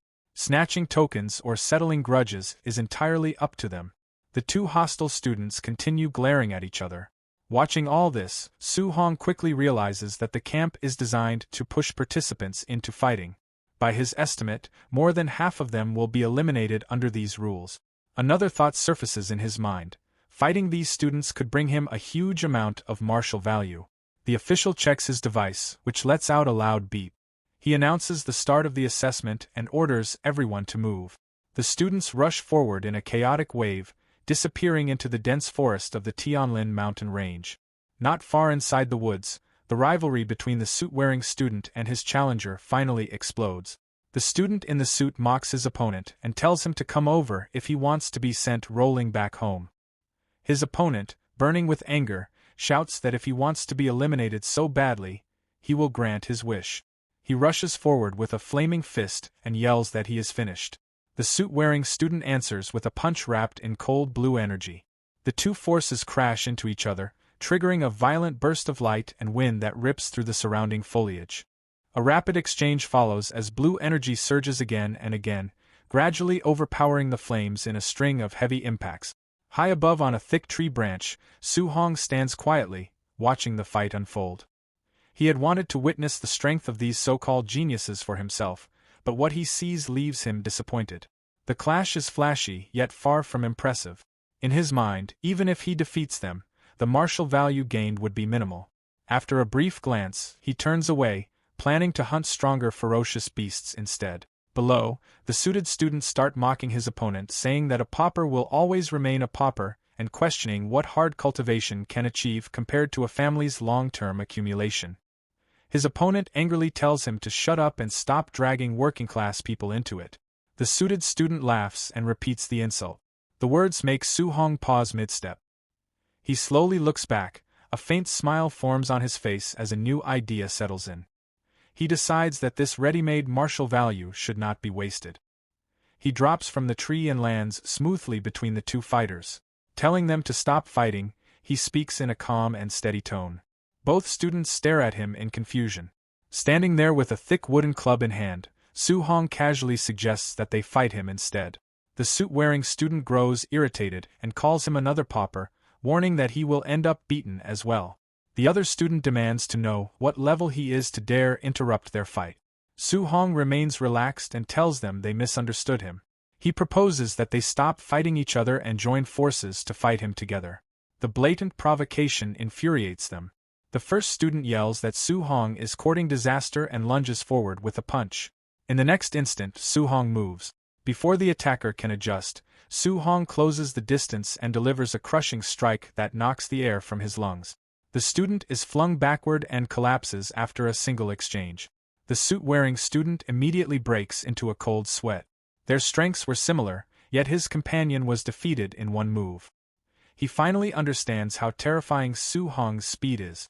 In the blink of an eye, Su-hong appears directly behind him and quietly tells him it is his turn. The student stiffens. A heavy swing of the wooden club follows, slamming into the side of his head. Blood sprays outward as he is knocked off his feet and sent flying, losing consciousness before he even hits the ground. Su-hong stood there calmly with the club resting on his shoulder. Looking down at the two fighters lying on the ground, he commented that this was exactly what happened when people looked down on ordinary cultivators. Far away, inside a monitoring room, several observers watched everything on a huge digital screen. One of them pointed at the display and asked where that guy had come from, saying the man had suddenly appeared and knocked out both fighters while they were still in the middle of their duel, while another observer asked if the two fighters on the ground counted as eliminated. Their leader explained that they did not. Since neither of them had asked for rescue yet, the test would keep going. Back in the forest, the cultivator in the suit slowly woke up. He held his aching face and noticed the other fighter sitting nearby. Instantly, he pushed himself backward and yelled for the man to stay away. Then he looked toward the direction Su-hong had left and cursed that guy, saying he would definitely take revenge later. The short-haired fighter also sat up, looking annoyed. He said the loss only happened because he had underestimated the opponent. In his opinion, losing to a kid like that simply didn't make sense. For a while, the two former rivals sat quietly, staring at each other. Eventually, the short-haired fighter spoke first. He apologized for what he had said earlier and admitted the other man was actually strong. The cultivator in the suit responded the same way. He said the short-haired fighter also had impressive strength and apologized for mocking him earlier. After sharing the same embarrassing defeat, the two of them shook hands. Soon they were standing with their arms around each other's shoulders, calling themselves brothers. They quickly came up with a plan for revenge. The abandoned wooden club nearby would be perfect for giving that kid a few solid hits to release their anger. Meanwhile, Su-hong ran through the forest at high speed. Suddenly, he stopped when a group of Tier 1 initial stage giant-tooth wild boars rushed out from the bushes. Seeing them again, Su-hong muttered that he had run into another pack. He wondered how many of these creatures he had already seen in the Tianlin mountain range. The boars charged toward him with heavy pounding steps. He launched his Thunder Rush fist. 9 echoes, sending yellow lightning bursting forward. The attack cut through the group in a massive X-shaped blast of energy. When the dust cleared, system messages appeared around him. Martial value +9. Martial value +7. Martial value +10. Martial value +6. Su-hong thought about how defeating martial artists used to give dozens of points. Now the rewards were getting smaller as his strength increased. He shrugged it off and decided the real goal was finding tokens. He started cutting open the boar carcasses, remembering that the dozen beasts he killed earlier hadn't carried any tokens either. After wiping the blood from his hands, he confirmed that none of them had one. Su Hong concluded that only stronger beasts probably carried tokens. Half an hour later, he moved deeper into the forest, jumping between trees while searching the area. When he first entered the 5-kilometer zone, he could find more than a dozen low-level beasts every hour. Now he couldn't see a single one. At that moment, a massive Tier 1 high-stage Nether Knight black tiger suddenly lunged out with a loud roar. Su Hong quickly avoided the attack and recognized the beast right away. Blue energy gathered around his finger as he used Void-Breaking Finger. The strike landed directly on the tiger. The beast cried out as the force smashed it into the ground, cracking the earth beneath it. To finish the fight, Su Hong thrust his spear straight into the tiger's head. A message appeared. Martial value plus 35. Su Hong commented to himself that with his current strength, defeating a Tier 1 high-stage beast felt extremely easy. He then searched through the tiger's stomach and finally pulled out a red and gold token covered in blood. Looking at it, Su Hong remarked that it had taken almost 3 hours just to find a single one. Thinking about it, he compared the situation. Low-level boars appeared everywhere, while high-stage beasts like this tiger were rare. The stronger beasts gave more value, but there were far fewer of them. After considering it for a moment, Su Hong decided that quantity was the better option. Hunting lots of weaker beasts near the outer areas would let him gather martial value much faster. With 5 hours left in the assessment, Su Hong headed out again. His plan was simple: push his mortal body to its limit before time ran out, leaving behind a clearing full of blood and beast carcasses as he walked away. The forest clearing was filled with the bodies of fallen wild boars. Blood stained the ground, and the air carried the heavy scent of battle. Suddenly, a huge bear burst out with a thunderous roar and rushed straight at Su Hong. Its eyes glowed with a faint red light as it swung a massive claw toward him. The attack missed. While moving around the beast, he noted to himself that after fighting dozens of Tier 1 ferocious beasts, he had finally run into another Tier 1 middle stage one. Bright orange flames began to gather around his fist as he prepared to strike back. Su Hong jumped high into the air and drove his flaming punch straight into the bear's open mouth. Fire and force burst out at the same time. In the reflection of the bear's golden eye, Su Hong could be seen descending again for the finishing strike. He dropped down with full force, slamming his weight onto the beast. The impact shook the ground violently. Moments later, the huge body stopped moving. Su Hong stood over the defeated beast and took a moment to think. Ever since his mortal body reached 60%, defeating a Tier 1 middle-stage ferocious beast with pure physical strength had become possible. He glanced down at his hands and clothes, both covered in blood. Then he opened his system interface to check his progress. After calculating the numbers, Su Hong noted that he had already gained 254 martial value points. He still needed a little more than 100 points to fully max out his mortal body. Looking at the remaining time, Su Hong saw that over 3 hours were still left in the assessment. He picked up his spear, ready to continue hunting and gather enough martial value. Right then, several thunder-like booms suddenly echoed across the forest. Su Hong immediately looked toward the sky. Sweat formed on his forehead as he asked out loud what kind of noise that was. Above the forest, a massive golden bird with glowing wings flew across the sky, its enormous shadow covering the land below. Su Hong stared at it and wondered what kind of ferocious beast it could be. After watching it for a moment, he guessed that it might actually be the legendary Golden Rock Beast King. The giant bird released a sharp, piercing cry. With a powerful flap of its wings, a huge shockwave spread across the forest. Trees bent and snapped while dust rose everywhere. Su Hong planted his spear into the ground and held on tightly to keep his balance against the powerful force. Watching the scene, he commented to himself that the Beast King's strength was terrifying.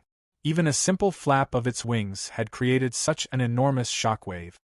He looked up at the wrecked trees and broken earth, wondering what kind of fierce creature could cause that level of destruction. While watching the chaos, Su Hong quietly compared himself to the ones responsible. He had made progress lately and knew he was stronger than before. Still, when he thought about those top-tier experts, he could only admit to himself that the gap between them was enormous. In front of people like that, he felt as small as an ant. Just then, a bright ball of light drifted down from the sky, pulling his attention upward. High in the air, the Golden Rock Beast King faced a man glowing with golden energy. Tier 7 Grandmaster Qin Tianlai hovered calmly in front of it. With a steady voice, he told the rock that he, Qin Tianlai, had temporarily taken over this territory and asked why the beast had come back again. The Golden Rock answered that it had never agreed to lend the place to him in the first place. Qin Tianlai didn't seem bothered. He simply said that if the rock refused, then he would keep beating it until it changed its mind. The moment he finished speaking, he rushed forward with a powerful strike. The impact thundered across the sky. The rock cried out and flapped its wings, sending out a desperate shockwave. Qin Tianlai treated the attack like it was just noise. Golden energy burst out again and again as he launched a continuous barrage, forcing the Beast King backward. In the end, the rock had no choice but to retreat in embarrassment. As it fled, it shouted that Qin Tianlai should just wait.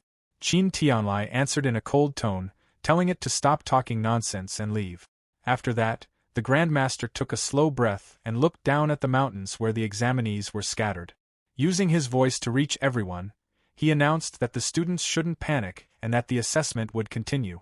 Down below, Su Hong watched the scene with wide eyes. He couldn't help asking himself if that was really the strength of a Tier 7 human martial artist. In his heart, he quietly promised that one day he would reach that level too. Qin Tianlai soon flew back toward the monitoring base. He passed over the facility and landed smoothly.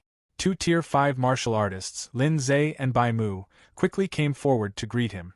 They praised his strength, saying he looked even more impressive than the rumors suggested. Qin Tianlai waved it off and told them to stop flattering him. Instead, he said they should head to the monitoring room and check which students had managed to endure the Golden Rock's pressure. Inside the monitoring room, the surveillance screens showed students scattered across the mountain. Most of them were lying on the ground after the pressure earlier. Still, a few names quickly caught Qin Tianlia's attention. He pointed to Wang Tiantua first. The boy was a Tier 1 high-stage martial artist with a vitality of 340 and the barbarian god body. Qin Tianlai remarked that the Star City Lord, despite having more than 100 children, had finally produced one decent kid. Next, he noticed Lin Xinghe.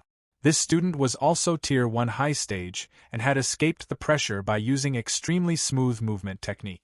His compatibility with the wind attribute was an impressive 96%.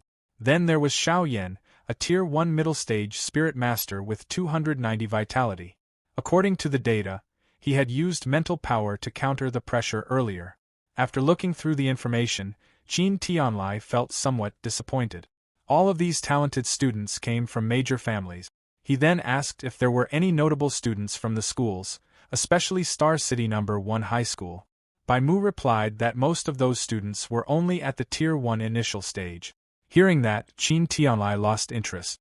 He casually commented that Star City didn't seem worthy of its reputation and started preparing to leave. Suddenly, Lin Zhe called out to him from the screens. He pointed at one monitor and asked what was going on with that student. The display showed Su Hong. While many students were still recovering from the earlier pressure, Su Hong was already moving through the forest again. Not only was he standing, he had started hunting ferocious beasts as if nothing unusual had happened. Lin Zhe and Bai Mu looked stunned as they watched. They said the boy was from Star City No. 1 High School and called him a monster. Qin Tianlai picked up Su Hong's file to check the details. The moment he read it, his calm expression finally changed. In his mind, he wondered if this kid was even human after seeing the numbers. The file listed Su Hong as Tier 1 initial stage with a vitality of 123. But the report also said he had trained the C-rank Thunder Rush Fist to the perfect realm and had produced 3,004 points of combat power using only his physical strength. That level of power was already close to a Tier 1 high-stage martial artist. The next line was even more shocking. Su Hong's compatibility with 7 different attribute guidance techniques was recorded as 100%, and he was cultivating all 7 at the same time. Qin Tianlia's hands started shaking slightly. To him, it felt like he had just found a genius who might appear only once in 1,000 years. In his mind, he thought he had truly struck gold. But then he noticed something strange. He wondered why Su Hong was still only at the Tier 1 initial stage. With talent like this, his vitality being only 123 didn't make sense. Bai Mu explained that the reason was simple. Su Hong was cultivating 7 different guidance techniques at the same time. He wondered how the boy's cultivation could grow while carrying such a heavy burden. Thinking about it more, Qin Tianlai blamed Wu Linxian, the president of the Star City Martial Dao Association.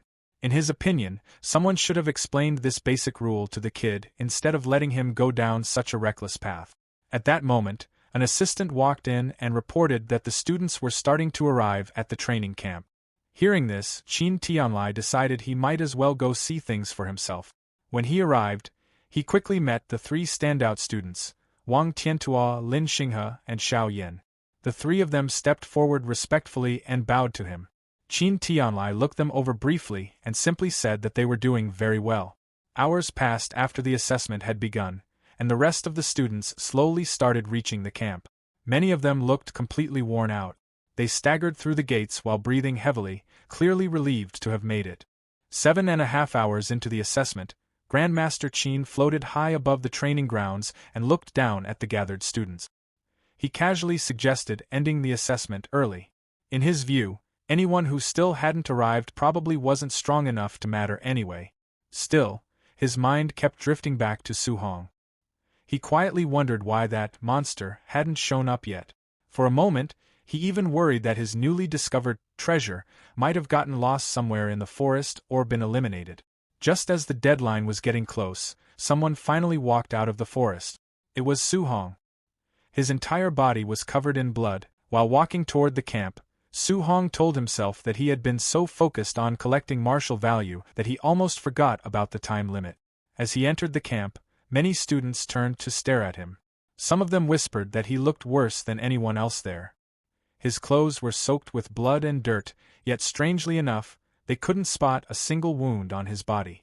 A few students quietly wondered how many ferocious beasts he must have fought to end up looking like that. Inside the crowd, 2 students watched Su Hong with hostile expressions. One of them muttered that he had finally been waiting for that kid to show up. The other told him to relax. Once they were inside the training camp, there would be plenty of opportunities to deal with him. Not far away, the elite students also noticed Su Hong. Lin Xinghe commented that arriving right at the final moment was usually something skilled people tended to do. Xiao Yin looked at Su Hong for a moment and said the situation was starting to get interesting. Soon after, an official stepped forward and announced that the 8 hours were officially over. Anyone who hadn't arrived by now was eliminated. He then began introducing the facilities available inside the camp. First was the gravity training room. Next was the movement technique training room. Then there was the ferocious beast combat room.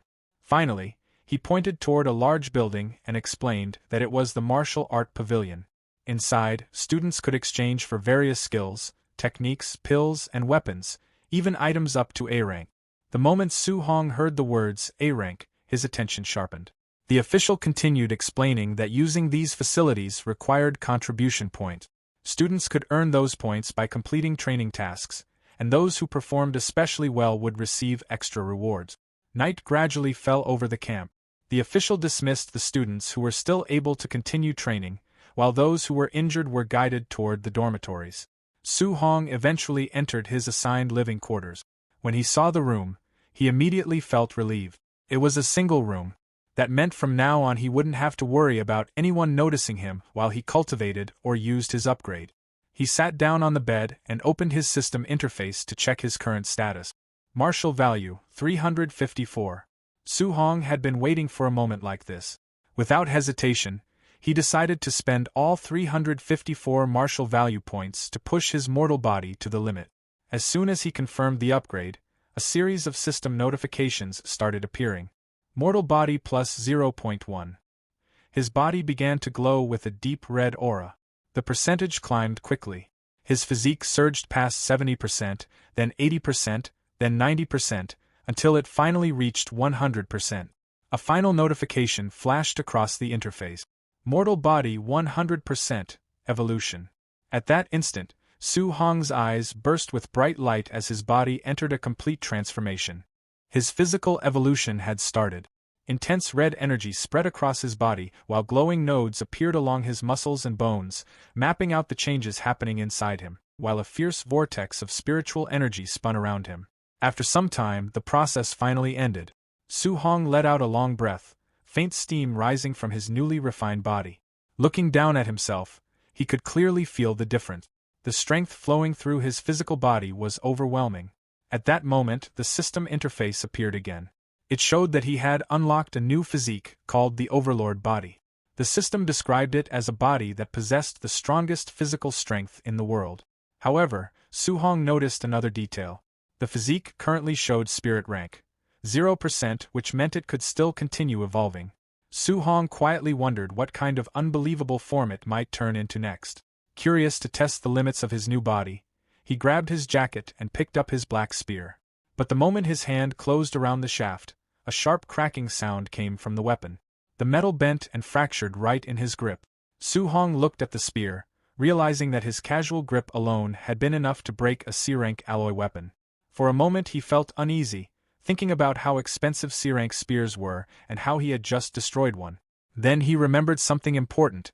He had actually picked up this spear for free during his time in the wilderness. Even so, it made one thing clear. His old equipment could no longer handle his strength. Su Hong decided he would need to collect camp contribution points as soon as possible so he could exchange them for an A-rank alloy spear. With that in mind, he stepped out of his room and walked into the hallway, already planning his next move. He wondered if training with a weight vest of several hundred kilograms might help him earn points quickly. Meanwhile, inside the camp warehouse, a large group of trainees had gathered around Wang Tiantua. The young martial artist was carrying a massive 3,000-kilogram weight, yet he still jumped high into the air, as if it barely affected him. Watching from the side, Lin Shanghai and Xiaonan commented that his strength was completely outrageous. They pointed out that a normal Tier 1 martial artist could only handle a small portion of that weight. In the monitoring room, Grandmaster Chen Tianli watched the live feed and praised Wang Tiantua's barbarian god body. Soon, the conversation shifted to Su Hong. Someone asked how they should deal with Su Hong's strange cultivation path, trying to practice 7 guidance techniques at the same time. Chen Tianli said dealing with a proud genius directly usually caused problems.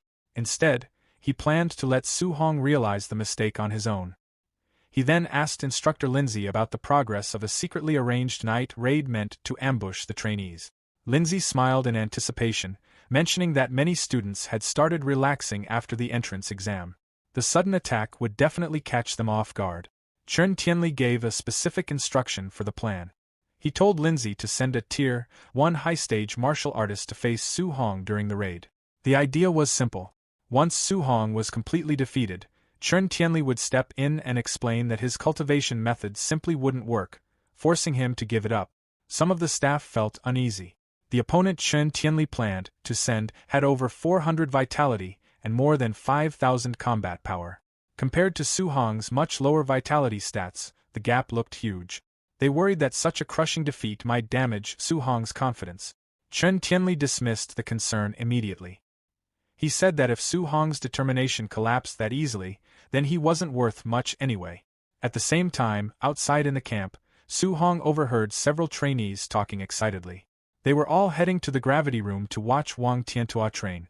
Not wanting to deal with the crowd, Su Hong decided to go somewhere quieter first. He walked toward the equipment warehouse, which happened to be empty at the moment, planning to check out the excitement later. Inside the equipment warehouse, Su Hong picked up a smart scoring bracelet and checked it carefully. The device showed that it was used to calculate a trainee's contribution points. He began walking around the room, passing rows of lighter training equipment. After a while, he stopped in front of another rack and looked at it with clear curiosity. The rack held several 10-ton weight vests, each one made from extremely heavy alloy. Su Hong wondered who could possibly train while wearing something that heavy. Curious about his own limits, he decided to try one on. The moment he put on the 10-ton vest, the weight pressed down on his body. Moving became much slower, and he could tell his stamina would drain quickly if he kept it on for long. After testing it for a short moment, he decided it wasn't practical for long training sessions, so he switched to a 5-ton vest instead. Su Hong jumped around the warehouse a few times to test his movement. After several quick leaps and turns, he nodded to himself. The 5-ton weight felt just right for his current physical condition. While adjusting the vest, Su Hong started thinking about the other top trainees. He wondered how much weight Wang Tiantua and the other geniuses usually trained with. Since they were already Tier 1 high-stage martial artists, He assumed they had to be at least as strong as him, maybe even stronger. Curious about their training methods, Su-hong left the warehouse to observe them. Outside, a large crowd had gathered in front of a pyramid-shaped gravity room. Many trainees were talking excitedly. They were amazed that Wang Tiantua had entered the gravity room without removing his 3-ton weight vest. A large monitor showed what was happening inside. Wang Tiantua was currently training under double gravity, and people pointed out that this effectively turned his 3-ton vest into a 6-ton load. Standing at the back of the crowd with his arms crossed, Su-hong listened to their discussion. When he heard that Wang Tiantua's base vest weighed only 3 tons, he felt genuinely surprised. Compared to the 5 tons he could comfortably wear, that number felt extremely light. At that moment, Su-hong realized something important. He had seriously underestimated how powerful his newly evolved overlord body had become. He then walked over to 2 familiar faces from his old school, Chen Shan and Li Zi, and asked why they weren't going inside the gravity room to cultivate. Both of them looked discouraged. They explained that the gap between them and the top geniuses was too large. Training there while everyone watched would only invite comparisons, and they didn't want the embarrassment. Su-hong gave a quiet sigh and patted one of them on the shoulder. From his point of view, letting pride and fear stop them from training was simply a waste of time. Even when they told him to wait until the crowd left, Su-hong didn't listen. He walked straight toward the brightly lit pyramid-shaped gravity room. The moment people noticed him approaching, the crowd started talking again. Some of them mocked him, assuming he wanted to challenge Wang Tiantua's record. Several trainees joked that he was being arrogant, especially since it didn't look like he was wearing any kind of weight suit. Su-hong ignored all of it and stepped through the entrance.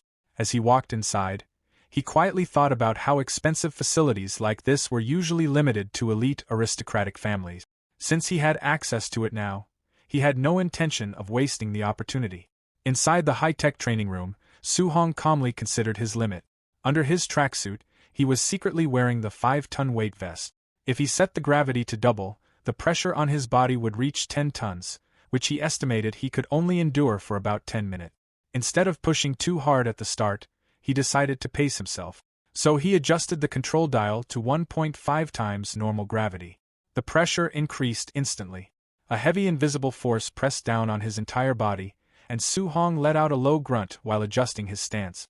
Outside, the crowd watched everything through the monitor. Since they didn't know he was wearing the 5-ton vest, they thought he was training with no extra weight. Seeing him struggle under just 1.5 times gravity, many of them started laughing. Some of them mocked him openly, saying he couldn't even handle such a basic setting. Others pointed out that he had been the last person to finish the entrance assessment, which only reinforced their belief that he was weak. Inside the room, Su-hong paid no attention to any of that.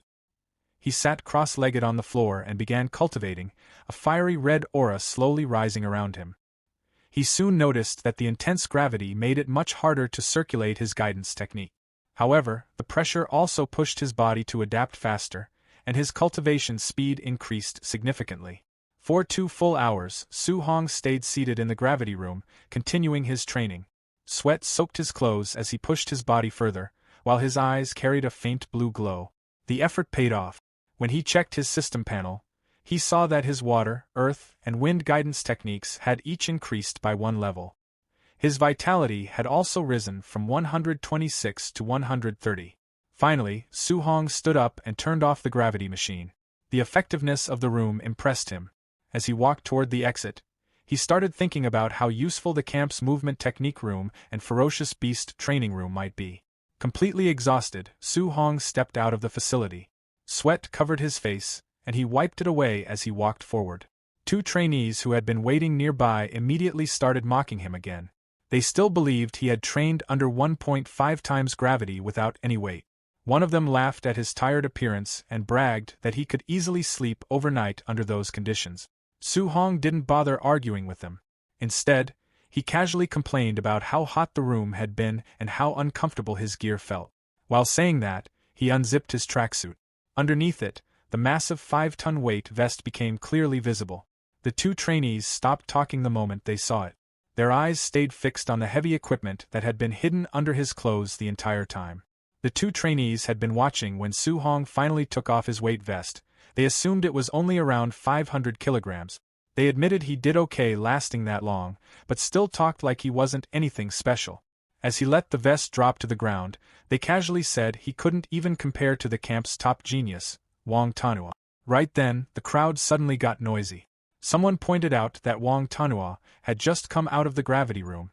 People immediately started talking, saying he had endured 6 tons of pressure for more than 2 hours.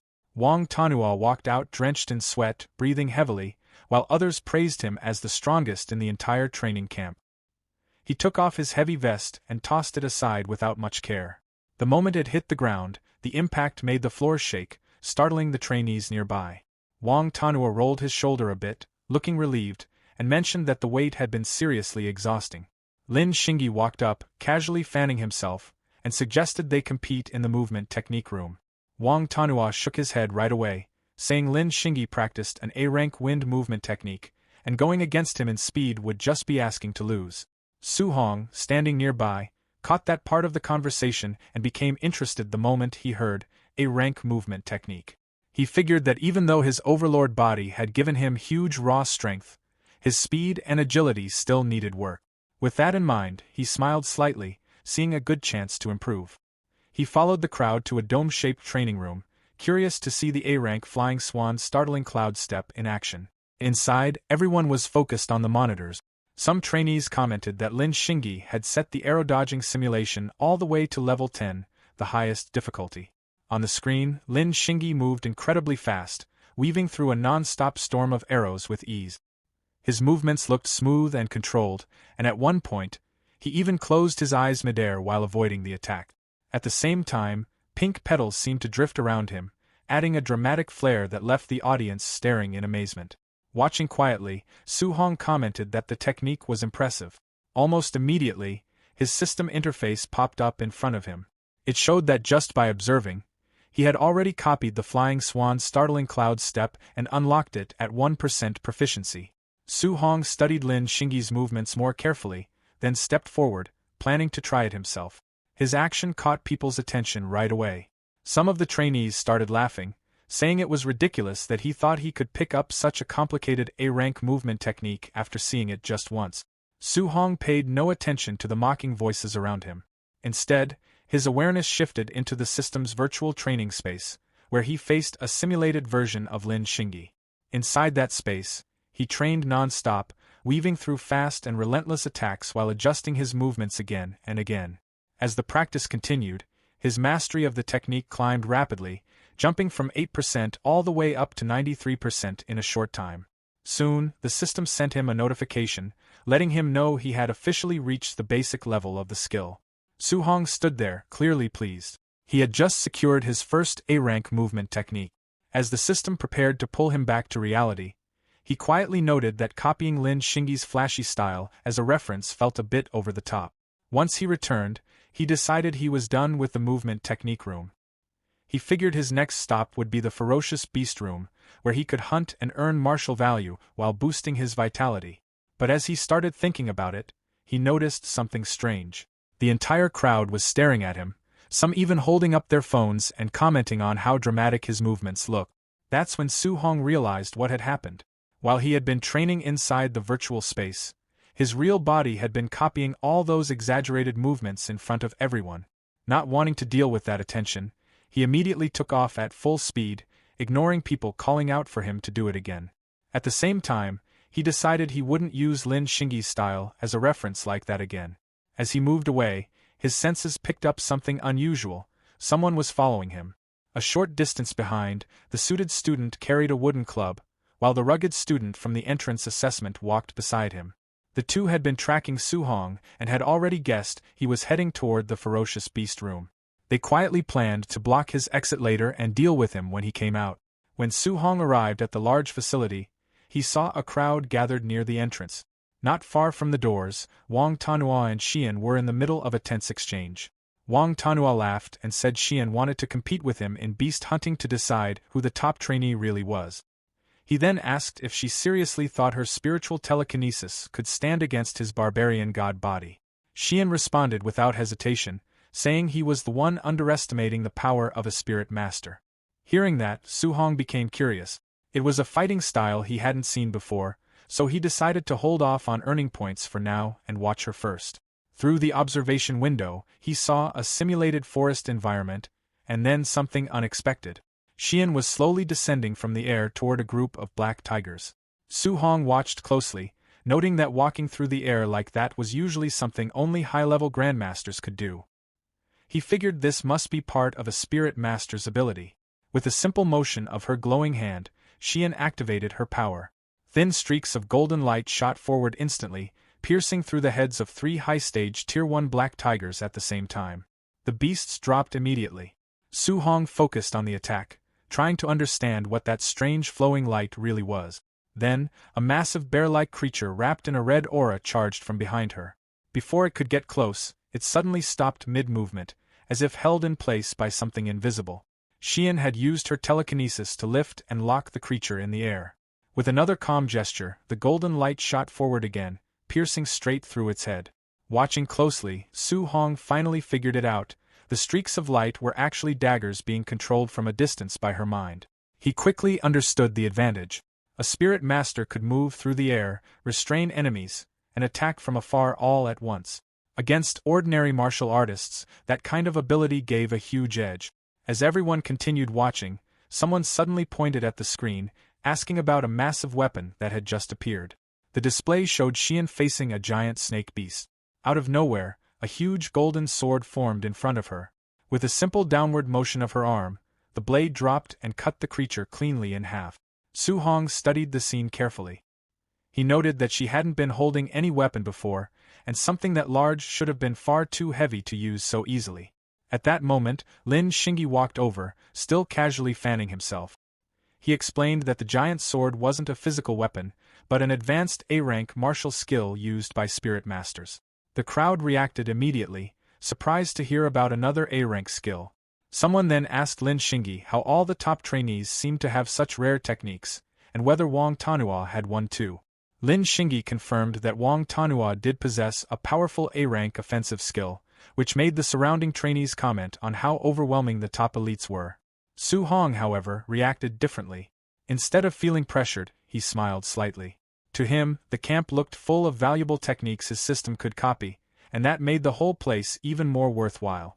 On the monitor, Wang Tanhua was shown defeating a high-stage Tier 1 beast with a single punch. It was clear he was relying purely on raw strength, without using any martial skills. Seeing that, Su Hong turned away, deciding to wait for a better chance to observe him later. Inspired by Xian's display, he opened his system panel and checked his stats. His spirit attribute was at 26.5, and he noted that reaching 100 was required to become a spirit master. That left a gap of 73.5 points. After a quick calculation, he figured he needed 735 martial value points to close that gap. Blue energy gathered in his hand as he made up his mind. He was going to hunt beasts and collect everything he needed. Meanwhile, the suited student and the rugged student were still watching him from a distance. They saw him enter one of the testing arenas inside the facility. With most people focused on Wang Tanhua and Xian, they realized no one would pay attention. They quietly agreed this was the perfect chance to corner him. Just as they were about to move, the rugged student suddenly reacted loudly. The suited student quickly signaled for him to stay quiet. The rugged one then pointed toward the large monitor above the entrance. Both of them looked up, and immediately froze in place, staring at the screen. Inside the arena, Su Hong stood calmly, surrounded by a group of ferocious beasts. A towering red-eyed bear, several massive armored scorpions, and multiple stone-skinned creatures. In the corridors of the training camp, where 2 students observed the monitoring screens with growing dread. The suited student, gripping a wooden club, asks if they should find an instructor to save the boy inside, fearing he will definitely die. The rugged student replies coldly that it is already too late. He believes the kid will be torn to shreds in seconds, lamenting that they no longer have a way to get their revenge. Inside the combat arena, Su Hong stands composed amidst a swirling haze of dust. He stares down the unseen threats and issues a calm challenge. "Come on!" A massive scorpion-like beast immediately responds with a deafening roar, lunging from the shadows. Su Hong dodges the strike with a fluid movement technique, leaving a trail of afterimages as he surges forward. His hands ignite with brilliant blue energy, and he tears through a pack of beasts with blinding speed. Back in the observation room, the suited student watches the screen in disbelief. He questions if he is dreaming, Wondering how a Tier 1 initial stage martial artist could perform such a feat, he notes that even a middle stage martial artist would die if surrounded by over a dozen high stage ferocious beasts. As Su Hong continues his assault, the suited student's eyes widen. He recognizes the footwork as Lin Xinghe's flying swan's startling cloud step, an A-rank movement technique. The rugged student is equally shocked, pointing out that as a number 1 high school student, Su Hong shouldn't have access to such high-grade technique. He speculates that Su Hong might be from a great family or, even more impossibly, learned the technique just by watching Lin Xinghe. The suited student admits that mastering an A-rank technique so quickly is heaven-defying. Seeing this, the rugged student suggests they forget their revenge, but the suited student grips his club, his face contorted as he refuses to swallow his anger. However, the rugged student urges his friend to look at the screen one more time, showing Su Hong sitting atop a massive carcass. He has killed 11 high-stage ferocious beasts in just a few minutes. Su Hong checks his system interface, which notifies him that over a dozen Tier 1 high-stage beasts yielded a total of 81 martial value points, averaging only 7 points each. He sighs, realizing that the stronger he becomes, the harder it is to earn martial value. The respite is short-lived as more red-eyed monsters emerge. Su Hong stands, declaring there is no time to rest. A wolf-like beast lunges from above, but Su Hong meets it with his Vajra fist. A golden shockwave erupts on impact, rattling the chamber. The remaining beasts, including massive scorpions and tigers, begin to retreat in fear. Su Hong's eyes glow with blue light as he smirks, demanding they hand over all their martial value. He leaps into pursuit, grabbing a scorpion and smashing it into the others with overwhelming force. In the hallway, the suited student's rage has turned to hollow acceptance. He rhetorically asks when the cycle of vengeance will end and declares he has decided to forgive Su Hong. The rugged student quickly agrees, suggesting they slip away before the monster beats them up too. They exit the corridor just as a crowd of students gathers to welcome the elites. The crowd discusses the top scores. Wang Tiantua killed 9 high-stage beasts in under 10 minutes, while Xiao Yan killed 8 while standing completely still. When a student asks the rugged and suited pair if they got their revenge, the suited student laughs nervously, pretending they did.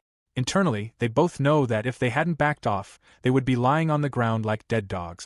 The 3 top elites, Wang Tiantua, Xiao Yan, and Lin Xinghe, then emerge. Wang Tiantua reports 280 points, while Xiao Yan reveals she earned 270. The crowd is stunned, calculating they must have killed 50 or 60 beasts each. Other students mourn their own scores of 50, 20, or even 10 points. When asked who won the hunting competition, Xiao Yan points to Lin Xinghe. The students conclude that they can only hope for 4th place with those 3 around. The rugged and suited students watch from a distance, mocking the ignorance of the crowd. They know there is an even more terrifying monster in the camp standing above the top 3. 1 hour later, the truth is revealed in the artificial forest. The training area is a blood-soaked graveyard of countless beasts, left in the wake of Su Hong's devastating session. Su Hong exhales a heavy breath, wiping sweat from his forehead after continuously killing ferocious beasts for over an hour. Even with his overlord body, the prolonged combat has left him feeling exhausted. He looks down at his wrist interface, reflecting that he is still far from his goal of 735 martial value points. A system notification appears on the screen, detailing his gains. 400 contribution points from hunting and 300 from his weight vest, totaling 700 points. He wonders what he can exchange for at the martial art pavilion. Inside the traditional architecture of the martial art pavilion, Su Hong stands at a counter, meticulously browsing through a catalog while an attendant looks on. He scans the prices for various Tier 1 pills, noting vitality pills for 10 points and spirit-gathering pills ranging from 30 to 50 points. His attention then turns to the A-rank martial arts section, where techniques like Explosive Palm, Bone Netherfire Fist, and Startling Swan Heavenly Roam cost between 2,000 and 3,000 points. He realizes that while A-rank arts are expensive, with the cheapest at 2,000 points, the prices for pills are acceptable, especially given the presence of spirit-gathering pills. The attendant rests her head on her hand, watching him with a bored expression. She asks if he has decided what to exchange for, privately assuming that as a Tier 1 initial stage student, he won't be able to afford anything. Su Hong asks if the spirit-gathering pills listed are the kind that increase spiritual power. She confirms they are, explaining they are only effective when taken for the first time and that higher grades provide better improvements. She notes that the highest grade available is Tier 4 for 500 contribution points. Su Hong looks at the Tier 4 list, seeing Vitality pills for 100 points and Spirit Gathering pills for 300 and 500 points. Su Hong points a finger and requests a Tier 4 Spirit Gathering pill. The attendant reacts with a shocked awe, and quickly reminds him that a Tier 4 pill costs 500 points, not 50. Su-hong calmly reaffirms his request for the Tier 4 pill. When he presents his wrist interface, it scans with a beep, revealing a full balance of 700 points. The attendant is stunned, unable to believe he has so many points. Her attitude shifts immediately to one of cheerful enthusiasm as she presents the pill box, happily calling him handsome as she thanks him for his patronage. Su-hong then asks if they have any dual thunder and fire attribute alloy spears. She confirms they have them for 200 points. The scene transitions to Su-hong's dormitory later that night. Mounted on the wall are his new weapons, a pair of C-rank dual thunder and fire attribute spears, known as Thunder Fire Spears, tipped with red tassels. Su-hong sits on his bed, viewing his updated status window. His vitality has reached 135 and his spirit is at 26.5. His overlord body physique is at 1% spirit rank. His guidance techniques for thunder and heavenly fire have reached level 4, while water marsh, thick earth, and spirit wind are at level 3. Su-hong notes that the improvement from this single day is greater than what he achieved in an entire previous week. He calculates that with his spiritual power at 26.5 and his 490 martial value points, he is still 25.5 points short of the 100-point mark. He opens a box to reveal a glowing golden pill resting on a red cushion. Holding the pill up, he expresses his hope that it will provide the 25.5 spiritual power improvement he needs. He places the pill in his mouth, his eyes filled with resolve as he declares his absolute determination to become a spirit master. The moment the glowing, green, pearl-like pill activated, Su-hong felt it kick in instantly. A stream of vivid green energy spread through his body, lighting up his internal pathways like neon wiring. The tension in his nerves melted away, and the exhaustion he'd been carrying just faded. Sitting cross-legged on his bed, he let his mind settle. As things cleared up, his senses stretched outward, quietly mapping out every corner of the room. When he finally opened his eyes, they shimmered with a bright blue glow. Checking his system, he saw the update. His spirit stat had jumped by 24 points, landing at 50.5. He did the math in his head and realized he was frustratingly close. With 490 martial value points and his new stat boost, he'd only reached 99.5%. Just 5 points short. He couldn't help but think he should have taken down one more beast earlier. Now there was nothing to do but wait until tomorrow. With a quiet sigh, he lay back down to rest. Meanwhile, over in the brightly lit warehouse, the camp staff had gathered. Instructors dressed in dark uniforms stood around, going over trainee profiles and trading opinions. One of them questioned why someone from the prestigious Marshall Dow University had been assigned to work with new recruit. Bu Jingfang didn't hold back. He reportedly scoffed and dismissed the trainees as fake geniuses, saying they weren't even worthy of being his high school sparring partners. That comment got a reaction. A bald instructor laughed and pulled up Wang Tinto's profile, pointing out that the guy had a vitality of 340, something Bu Jingfang himself had never reached. That clearly caught him off guard. Then a gray-haired instructor added that Lin Xingyi's vitality was over 300, and another chimed in that his own student was already a spirit master. Now Bu Jingfang looked confused.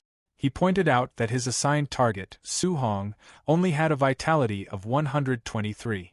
He questioned why he got stuck with someone so weak while everyone else had strong trainees. The others found that odd too, considering Bu Jingfang was the strongest among them. Some even wondered out loud if Grandmaster Qin Tianli had made a mistake. Perfect timing, Qin Tianli walked in with Linda and Ba, immediately shutting that down. He made it clear there was no mistake.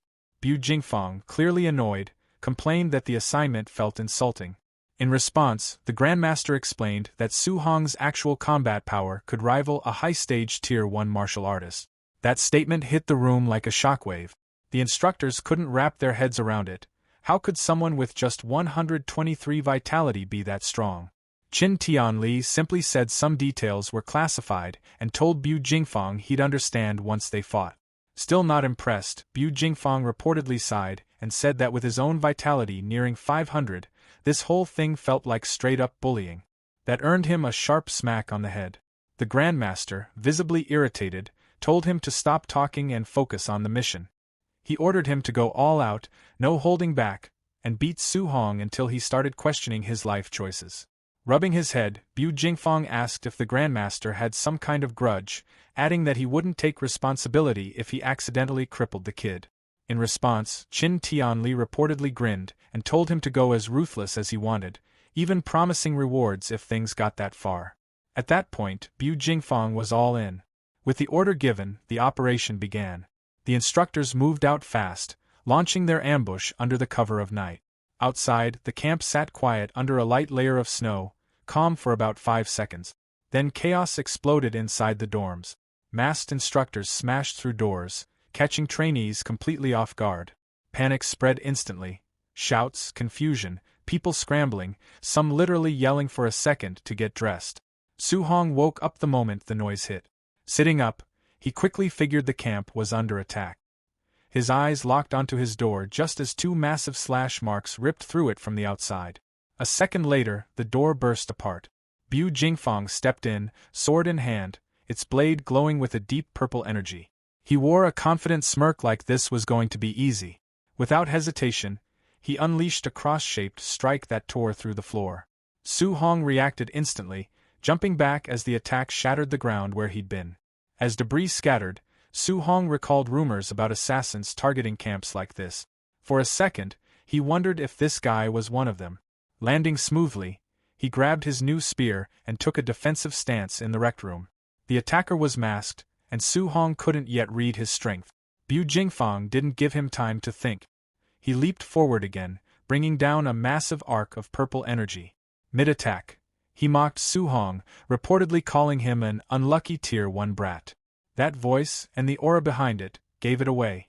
Su Hong quickly realized this wasn't some alien assassin. Just a human, a Tier 1 martial artist. And weirdly enough, that made him smile. He saw it as pure luck. If he could defeat this guy, those missing 5 martial value points would be his. That final push right within reach. Up in the air, Bu Jingfang suddenly noticed something was off. Instead of dodging, Su Hong stepped forward, charging straight into the attack. Their weapons slammed into each other in a blinding flash, Su Hong's spear meeting Bu Jingfang's purple energy blade head-on. The impact wasn't clean. It dragged. Bu Jingfang strained almost immediately, his grip tightening as sweat started to form. He reportedly admitted, if only in his own head, that the Grandmaster hadn't been exaggerating. The kid's strength really did match a high-stage Tier 1 martial artist. And then it got worse. As the clash dragged on, he began to panic. It wasn't just skill. Su Hong's raw physical power felt overwhelming, way beyond what a normal Tier 1 should have. Meanwhile, Su Hong stayed completely calm. A red aura flared around his body, and he steadily pushed forward with his spear like he had all the time in the world. Then came the shift. With a sharp battle cry, he unleashed his full strength and swept his spear upward. The move shattered Bu Jingfang's defense instantly, sending him flying back like he'd just been swatted away. Bu Jingfang skidded across the ground, barely holding onto his sword, his arms trembling from the impact. For a second, he just stared, visibly shaken. He reportedly wondered what exactly he was dealing with, because trainee didn't seem like the right word anymore. Still, he forced himself back up. Purple flames ignited along his blade as he steadied his breathing.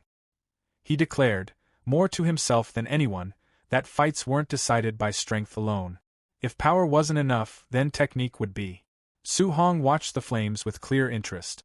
It was his first time seeing a fire attribute martial art in action. At the same time, golden lightning began to crackle around his spear. Now things were getting loud. The purple flames intensified as Bu Jingfang gathered power, then he launched himself into the air. A glowing purple cross formed around his blade as he prepared his attack. He reportedly taunted Su Hong midair, challenging him to survive a B-rank martial art. Then he brought it down. The flaming slash tore through the air with serious weight behind it. Su Hong didn't flinch. He braced himself, channeling lightning through his spear. He could tell instantly, this attack was stronger than his own B-rank void-breaking finger technique. Still, he didn't dodge. Instead, he thrust his spear upward, meeting the attack directly. The collision of lightning and flame triggered a massive explosion. The floor shattered, chunks of concrete blasted outward, and the entire room shook like it might collapse. Then, silence. As the dust slowly settled, Su Hong landed lightly on his feet, completely steady. When the smoke cleared, he stood there untouched, spear still in hand like nothing had happened. Across from him, Bu Jingfang stared, stunned. Looking down at the wrecked dorm, he realized what had just happened. Su Hong had blocked a B-rank martial art using nothing but raw thunder energy. No formal technique. Just power and control. At that point, it clicked. He finally understood why the Grandmaster had told him to go all out. Still, he tried to recover some dignity. He pointed out that Su Hong didn't have any proper thunder spear techniques, reportedly claiming that without them, he'd eventually lose. Su Hong just smirked. Lightning crackled louder along his spear as he casually admitted that, yeah, he didn't have any thunder techniques. But then, red flames suddenly ignited around the spearhead, and instead of clashing, the fire merged smoothly with the golden lightning, wrapping together in perfect sync. Now the aura around him burned in two colors, fire and lightning intertwined. He stood there, completely composed. Bu Jingfang, on the other hand, froze. He stared, wide-eyed and sweating, reportedly unable to believe what he was seeing. The trainee in front of him had just pulled off a flawless attribute fusion, something far beyond basic skill. At that point, unlucky Tier 1 brat was officially off the table. Su Hong stood facing Bu Jingfang, his spear now blazing with a wild mix of fire and lightning. Bu Jingfang could only stare. He was visibly sweating, shaken as he realized the fusion wasn't some myth after all. It was right in front of him, and it was coming at him fast. Su Hong's eyes burned with heat as he suddenly lunged forward. Bu Jingfang reacted on instinct, swinging his blade and releasing a surge of purple energy to intercept. It didn't go well. The two attacks collided hard, but Su Hong pushed straight through. His spear drove forward, and the combined fire and lightning erupted outward in a violent burst that swallowed Bu Jingfang completely. The impact shattered his defense instantly. He coughed up blood mid-blast, the force overwhelming him as he got launched backward like he'd been hit by a cannon. A second later, he crashed straight through the outer wall of the building, exploding out into the open in a storm of debris. Inside the ruined dorm, the dust slowly settled. Su Hong stood there, completely unharmed, spear still humming with fading energy. Then came the system notification. He'd gained 7 martial value points. That did it. He checked immediately, confirming his total had reached 497. Close enough. The gap was gone. A small smile formed. He finally had what he needed to become a spirit master. Out in the courtyard, the sounds of destruction echoed from the dorm building. Grandmaster Qin Tianli arrived with Ba Mu, calmly observing the situation. At first, he didn't think much of it. He casually assumed enough time had passed for Bu Jingfang to finish the job. In fact, he reportedly mentioned he'd already prepared a whole speech to fix Su Hong's cultivation path and make him drop that chaotic multi-technique approach. Yeah, that speech didn't make it very far. A massive explosion cut him off mid-thought. Bu Jingfang came flying out from the upper level of the dorm like a human projectile, crashing down hard right in front of them. He hit the ground with a heavy slam, completely unconscious, blood trailing from his mouth. Ba Mu gasped the moment she recognized him. Qin Tianli didn't say anything at first. He just stared. His earlier confidence? Gone. Ba Mu quickly pieced it together in her head. If Bu Jingfang was the one lying there, then the only possibility was that Su Hong had beaten him. Before that realization could even settle, 3 more explosions tore through the upper floors. Boom, boom, boom. 3 more figures were blasted into the night sky, each trailing different elemental energy before crashing down into the courtyard beside Bu Jingfang. The rest of the instructors, all unconscious, all wrecked. Up above, 3 figures appeared from the ruined building: Wang Tianyuo, Xian, and Lin Xingyi. The top trainees looked completely fine. Wang Tianyuo crossed his arms and casually called down, reportedly suggesting the Grandmaster send stronger opponents next time because those instructors were too weak. Then he paused. Something didn't add up. There were 4 bodies down there, not 3. Lin Xingyi, clearly misreading the situation, casually assumed the 4th trainee must have been weak and got taken out instantly. Ba Mu, still staring at Bu Jingfang's broken form, mentally rejected that idea immediately. She knew better. Out of all 4 instructors, Bu Jingfang was the strongest, which made this whole situation a lot more unsettling. Qin Tianli stroked his beard, analyzing everything. The victories of the top 3 made sense. They were elite for a reason. But Su Hong? An early stage Tier 1 beating someone nearly at Tier 2, and doing it faster? That didn't line up. He frowned, clearly deep in thought, reportedly wondering what kind of hidden factor was at play. A secret technique? Some rare physique?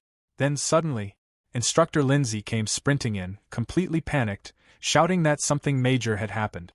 Qin Tianli didn't even flinch at first. He waved a hand dismissively, calmly assuming it was just a casualty. He reportedly said that a few deaths were normal in this kind of harsh training. Lindsay quickly shut that down. Breathing hard, he clarified that no one had died, but Su Hong had used an elemental fusion during his fight. Qin Tianli nodded casually at first, saying that would explain how he beat a stronger opponent. Then it hit him. He froze. A split second later, his aura exploded outward in blazing gold. He grabbed Lindsay by the shoulders and demanded he repeat that, making it very clear he wasn't in the mood for jokes about something that ridiculous. Lindsay, clearly nervous now, insisted it was real. He said he'd seen the monitor feed himself, Su Hong wielding a spear wrapped in both fire and lightning. He even suggested asking Bu Jingfang if there were still doubts. Slowly, Qin Tianli looked down at the unconscious instructor. And it clicked. The fusion was real. His entire demeanor flipped. Grabbing Lindsay again, this time with pure excitement, he reportedly pointed out that the only known genius to ever achieve dual attribute fusion had taken over a decade to figure it out. And Su Hong? Less than a month. That contrast hit different. Qin Tianli burst into laughter, openly calling Su Hong a heaven-sent prodigy, a true dragon among men. At that point, Lindsay was completely drained and had to be held up by Ba Mu, who looked just as stunned. Still trying to process it, she asked if attribute fusion was really that powerful, enough for someone at early Tier 1 to defeat an opponent nearly at Tier 2. Qin Tianli steadied himself and confirmed it. He explained that the original pioneer of the technique had been able to suppress Tier 2 opponents while still at Tier 1. That answer only raised more questions. Ba Mu, now clearly intrigued, reportedly asked why something that powerful wasn't widely taught. Even if it was difficult, the payoff sounded too massive to ignore. Qin Tianli's expression turned serious as he explained the reality behind attribute fusion. He reportedly said that plenty of people had tried it before, but most either failed miserably or ended up crippling themselves in the process. And even in the rare cases where someone actually succeeded, it usually wasn't worth it. He added that many of those who pulled it off got stuck at Tier 1 forever, unable to progress any further. So after all that risk and effort, they basically hit a dead end. Not exactly a glowing review. But then, his tone flipped again. Clenching his fist as a faint aura flared, he pointed out the one detail that changed everything. Su Hong had done it in less than a month. That part hit different. He reportedly marveled at Su Hong's absurd level of comprehension, then started wondering out loud just how far this could go. If the boy could fuse two elements this quickly, what would happen if he managed all 7? And just like that, his imagination ran wild.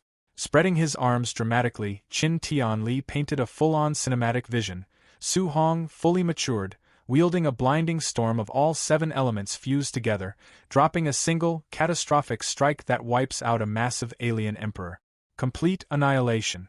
Behind him, Lin and Ba Mu just froze for a second. Then came the sweat drop. They awkwardly pointed out that he might be getting a bit carried away. Sure, fusing 2 elements was already insane, but all 7? That was basically fantasy territory. Realizing he might have gone a little too far, Qin Tianli coughed and brushed it off, telling them to forget what he just said. But then his expression shifted again, this time more grounded. He admitted that this situation came with serious responsibility. If Su Hong kept trying to juggle all 7 attributes on his own, there was a real risk he'd hit a wall, especially when attempting a third fusion, and potentially ruin his future. And if that happened? He reportedly said he'd be the one to blame, a sinner to humanity for failing to guide someone like that properly. Yeah, pressure just skyrocketed. Right then, Lindsay suddenly blurted out another realization, almost like he'd just unlocked a second layer of the problem. He pointed out that Su Hong must also have some kind of special physique, since his raw physical strength alone had already overwhelmed Bu Jingfang before even using attribute fusion. Qin Tianli turned and immediately scolded him for not mentioning that earlier. The instructors quickly started breaking it down. Lindsay noted that Su Hong, with a base vitality of around 120, had completely crushed Bu Jingfang, who was pushing close to 500. That gap wasn't normal. Not even close. They compared it to Wang Tianyuo's elite barbarian god body, and concluded that Su Hong's physical amplification was on an entirely different level.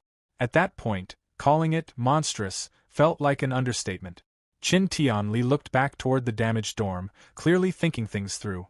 Then he made a call. He declared that the next day, he'd organize a proper combat tournament. No more guessing, he wanted real data. The plan was simple: test Su Hong's true combat power and limits directly. And for opponents? He wasn't holding back. He decided to pit Su Hong against the camp's top 3 elite trainees, Wang Tianyuo, Lin Xingyi, and Xian. All at once. With a sharp glint in his eyes, he reportedly said he wanted to personally see what would happen when a monster like Su Hong collided head-on with the strongest geniuses the camp had to offer. Safe to say, tomorrow wasn't going to be quiet. Su Hong sat quietly in the rec room, meditating among the scattered debris. The noise and chatter outside didn't bother him at all. His focus stayed locked on improving himself. Wanting to move forward, he opened his system and poured all his martial value into his spirit stat. A bright blue aura surrounded him as he stepped into the spirit realm. He shut his eyes, taking in the feeling of this new power. When he tried it out, a glowing phantom fist appeared. Controlling it felt a little unusual, like getting used to an extra limb. With a bit of effort, he checked his inner interface and saw that his spirit stat had passed the 100% mark. Curious about how it worked in reality, he turned his attention to his bed and lifted it effortlessly with a single thought. Excitement showed on his face as he rose into the air along with his spear. He realized he could now move through the air and use telekinetic attacks just like Xian. With that in mind, he decided he would copy Xian's A-rank spirit martial art and Wang Tiantua's offensive technique. The next morning, an urgent announcement told everyone to gather within a minute, warning that latecomers would lose points. Trainees rushed downstairs in a hurry, complaining loudly about how intense the schedule had been. They said they had already gone through the entry assessment, tough training, and even a night raid, all in a single day. Soon, a large crowd formed in the courtyard. Su Hong showed up at a relaxed pace, stretching as if nothing from the previous night had bothered him. Instructor Linda stood in front of the group and said with a smile that he had expected many of them to still be too worn out to even stand, adding that they had done well to make it. One rugged-looking trainee argued that he had only lost because of a cheap sneak attack. He claimed he hadn't even had time to get dressed and complained that the attack had gone straight for a sensitive spot. Linda responded with a sarcastic tone, asking if he really expected an alien assassin to wait for him to get ready before striking. His friend laughed and jokingly called him, Bro Underpants. From where he stood, Su Hong found himself agreeing with Linda's point about real combat, though he also understood why everyone looked so drained. Noticing the mood, Lindsay announced that there would be a full test to give everyone a fair chance to prove themselves.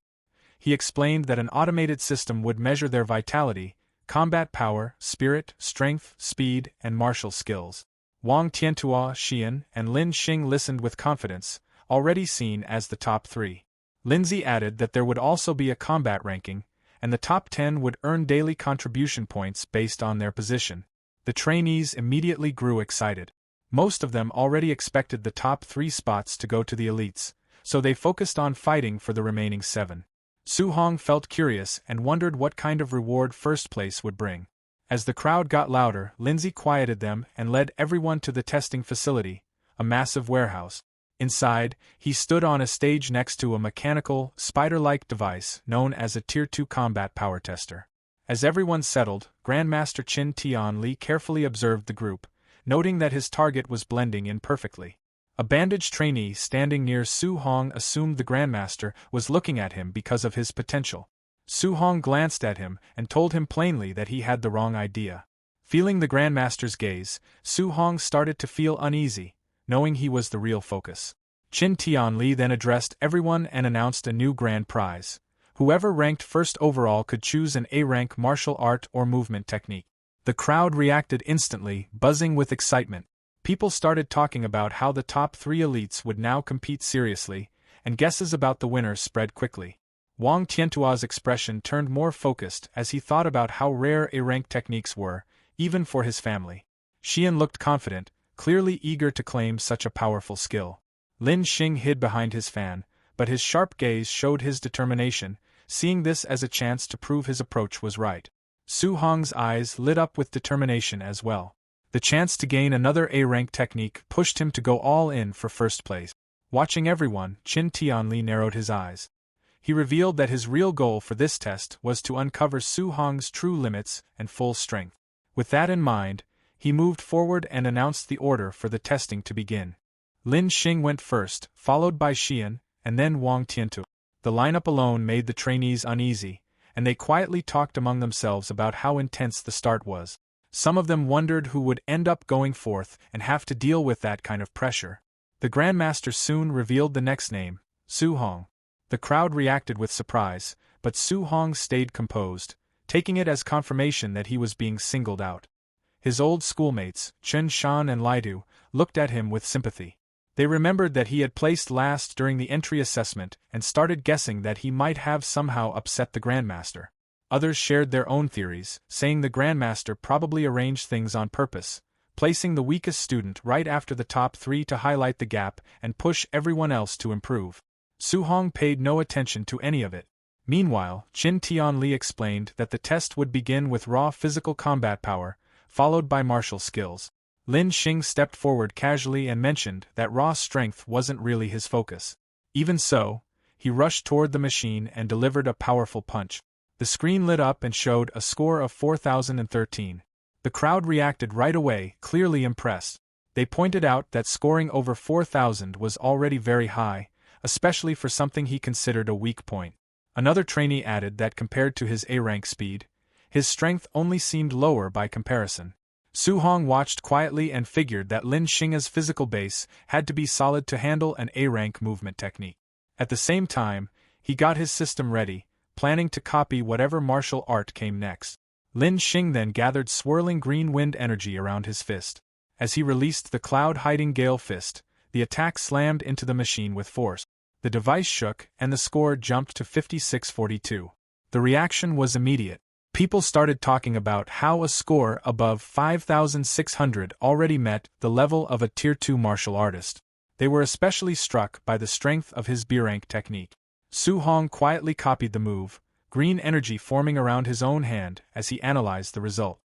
He noticed that the technique had only raised Lin Xing's score by around 1,600 points, which he didn't find all that impressive. After stepping down with a confident look, Lin Xing was met with a comment from Xian, who said his result was nothing special. He didn't seem bothered and simply told her to show something better. Xian then stepped up and recorded a base combat power of 3,253. The trainees commented that it made sense, since spirit-focused fighters usually didn't rely on physical strength. When it was time to use martial skills, her eyes lit up. She used her telekinesis to form a massive golden hammer and brought it down onto the machine with force. Su Hong's system reacted instantly, copying the ability and giving him the spirit attribute weapon condensation art. He felt satisfied as he took it in, thinking that the training camp was full of opportunities. A small smile appeared as he started wondering how many more techniques he could pick up before everything ended. Xian moved fast, swinging her arm straight down as if she'd already decided the result. The massive golden spirit weapon followed her lead and crashed hard into the combat power tester. The hit sent out a burst of force, with sparks flying and the machine shaking under the impact. A moment later, a blue holographic number appeared, 5942. The crowd immediately reacted. People started saying her combat power was close to 6,000, which even surpassed Lin Xing's. Others brought up how she used to be just over 3,200, pointing out that her strength had nearly doubled. Many praised spirit masters, calling them incredibly gifted and saying their explosive strength was on another level. While everyone was caught up in the excitement, Su Hong stood quietly among them. A faint blue aura surrounded him as his mind shifted into the system space. Nearby, a trainee mentioned feeling jealous of Xiao Yan, explaining that spiritual power wasn't just strong, it was flexible too. It could let someone move through the air or control objects, making it extremely useful in real fights. Inside the system space, golden spiritual energy surged around Su Hong, spiraling upward as he raised a finger. The energy gathered quickly, forming a large glowing construct above him, and even the air around it reacted to the pressure. But it didn't last. The construct broke apart almost instantly, turning into scattered golden particles that faded away. Su Hong let out a heavy breath, clearly worn out. He understood that the weapon condensation art could create more than just weapons. It could form almost anything, like furniture or even beasts. But the more detailed and solid the creation, the more spiritual power it required. After testing it, he realized his current level wasn't enough to fully control the technique yet. Sweat formed on his face as he accepted that it wouldn't be easy.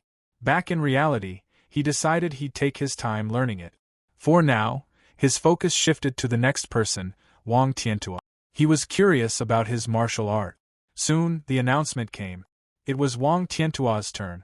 The crowd grew excited again as Wang Tiantua stepped forward, carrying himself with confidence. People started talking about his reputation, saying he had the barbarian god body, a physique known for its overwhelming strength. Many believed that with that kind of power, he had a clear advantage and would take first place. Some even said the real king of combat power had finally stepped up. Su Hong watched quietly, wondering how Wang Tiantua's strength compared to his own overlord body. Wang Tiantua walked up with steady confidence, his eyes focused. He said everyone should pay close attention, adding that this punch would show the difference between him and the rest. Power gathered around his arm as he rushed forward and threw a heavy punch into the machine. The impact spread out with a loud force, sending waves across the arena. The crowd reacted instantly, with people saying they could hardly believe what they just saw. Others called it unreal. They pointed out that his pure physical punch was only about 300 points lower than Lin Qinghe's result when he had used a martial art. That alone showed how powerful the barbarian god body really was. In the distance, Grandmaster Qin and Lin watched the scene. Grandmaster Qin commented that it was very good. Hearing that, Wang Tiantua cupped his fists respectfully and thanked him, still full of confidence. He then said he would use a martial art next, preparing to show something even stronger. Su Hong became more interested, realizing that Wang Tiantua was finally about to reveal his offensive A-rank martial art. At the center of the arena, energy began to gather around Wang Tiantua's arm. A white, flame-like power wrapped around his hand, growing stronger as his aura built up. He steadied himself and focused, pushing the energy further as he got ready to attack. Grandmaster Qin recognized it right away and noted that Wang Tiantua was using the A-rank martial art called the Bone Netherfire Fist. At the same time, a system notification appeared in front of Su Hong, informing him that he had obtained a new martial art, Fire Bone Netherfire Fist. Seeing that, Su Hong reacted with surprise. He remembered that this martial art was available in the pavilion and cost 2,800 contribution points to exchange for it. Meanwhile, Wang Tiantua moved. He unleashed the A-rank martial art with full force. His arm, covered in blazing energy, came down like a falling meteor. The impact shook the entire arena, and the combat power tester flashed brightly before showing the result, 7534. The crowd burst into loud reactions once again. The spectators were still caught up in shock, saying that if the score had been just 500 points higher, it would have matched a Tier 2 middle-stage martial artist with a vitality of 600. Grandmaster Qin watched with clear satisfaction and gave Wang Tiantua high praise. He mentioned that Wang Tiantua's elder had always talked about raising a grandmaster, adding that now it seemed completely within reach. Wang Tiantua responded respectfully, cupping his fists and saying he would take those words to heart. With his turn over, Grandmaster Qin called for the next participant, Su Hong. As Su Hong made his way forward, the crowd started whispering. People said that after the top three had shown such overwhelming strength, anyone going up now would look bad in comparison. Some noticed how calm Su Hong looked and commented that they wouldn't be nearly as composed in his place. Others made casual remarks, saying he didn't seem to care at all. Reaching the front, Su Hong stood before Grandmaster Qin and Lindsay. Grandmaster Qin explained the rule, saying the first punch had to rely only on physical strength, with no martial arts involved. Su Hong gave a simple nod, showing he understood. He planted his foot firmly and lowered his body slightly as energy gathered around him. The air around him started shifting, and dust lifted from the ground as he built up strength. After a short pause, He let out a steady breath and focused. He told himself the reward for this test was already his. Then he moved. Su Hong dashed forward with speed, his fist driving straight into the testing machine.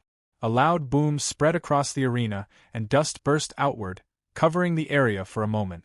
When it cleared, the glowing display showed the result, 6551. The crowd went quiet for a second, then reactions started spreading.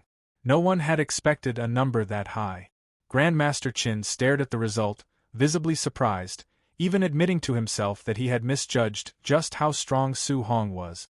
The arena stayed unusually quiet as people kept looking at the number, trying to process it. Then the murmurs started again.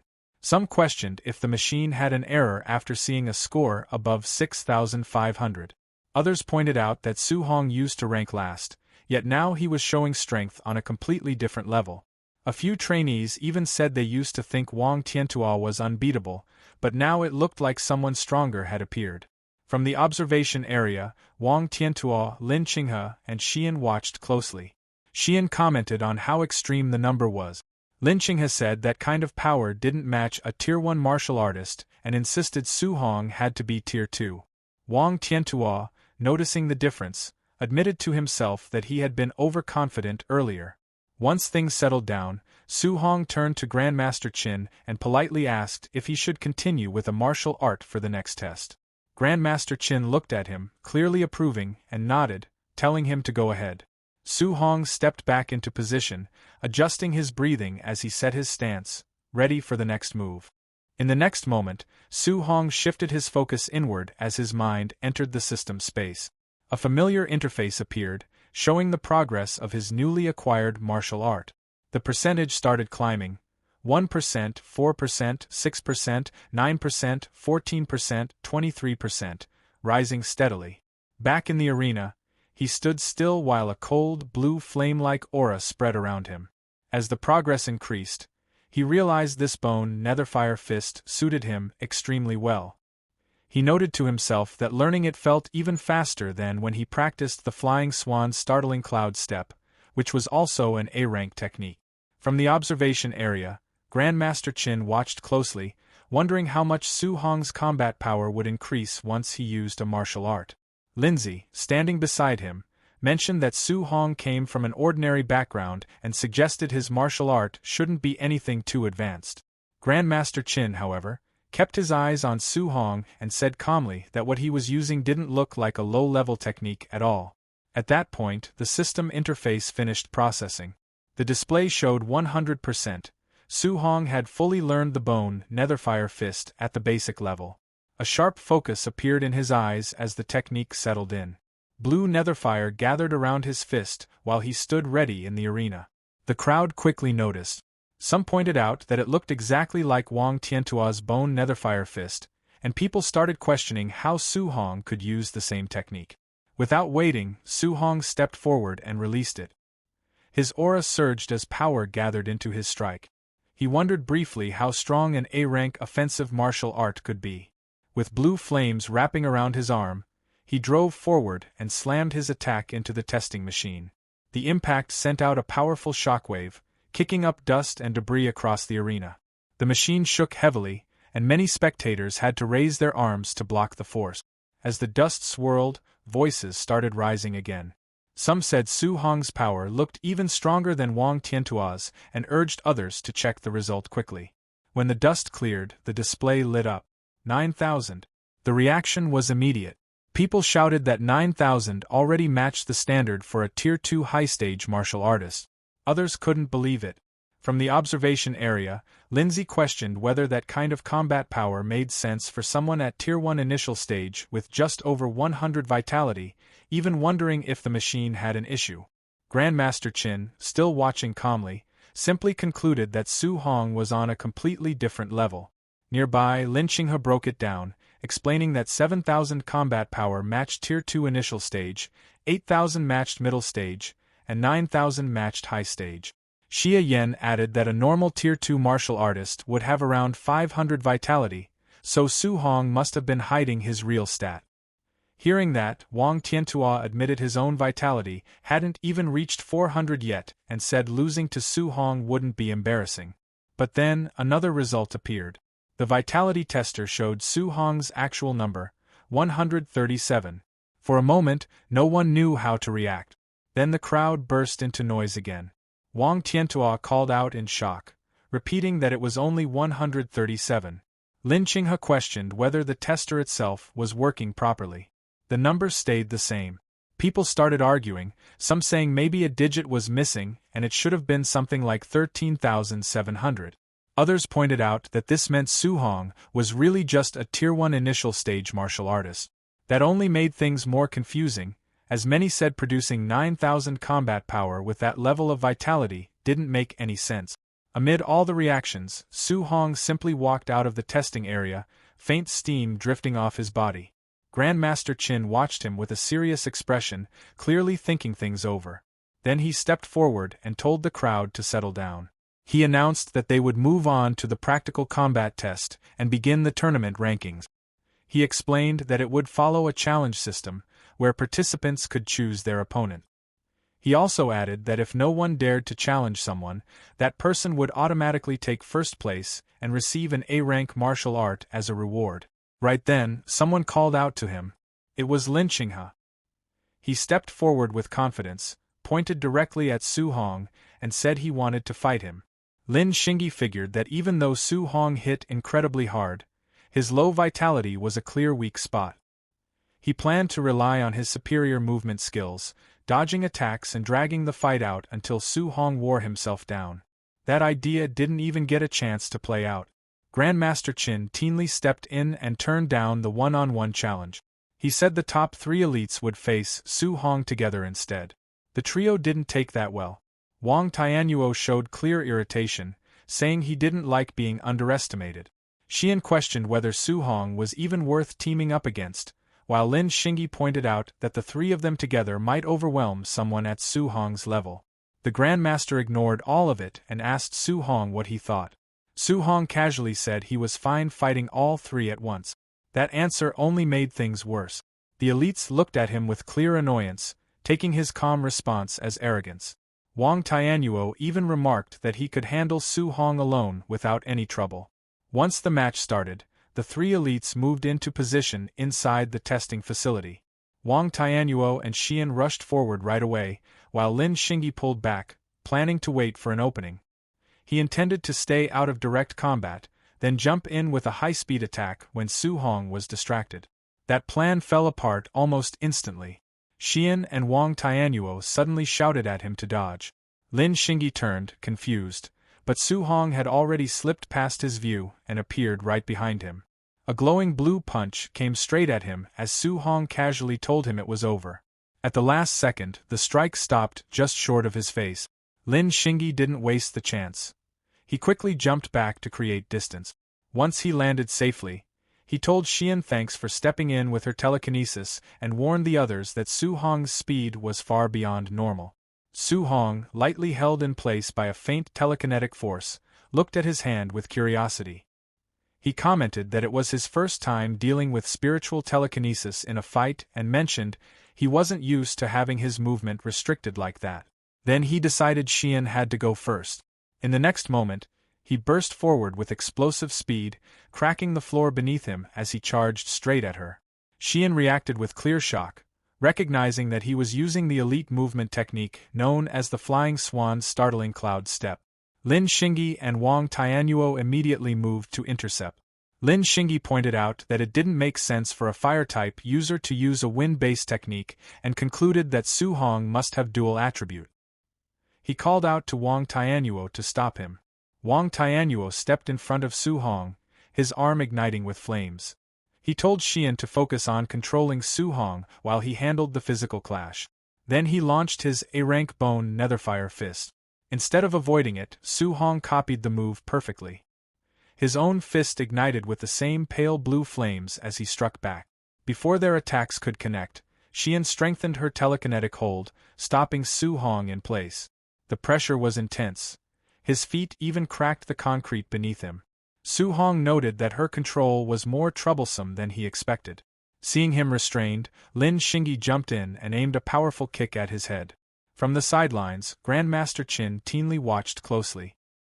He remarked that breaking free from a spirit user's control usually required either overwhelming strength or stronger spiritual power, and he wondered if letting Su Hong fight all three had been too much. But Su Hong didn't look worried at all. He even smiled. Right before the attacks landed, he released a massive surge of raw strength and broke free from the telekinetic hold. The backlash hit Xian hard, making her lose control.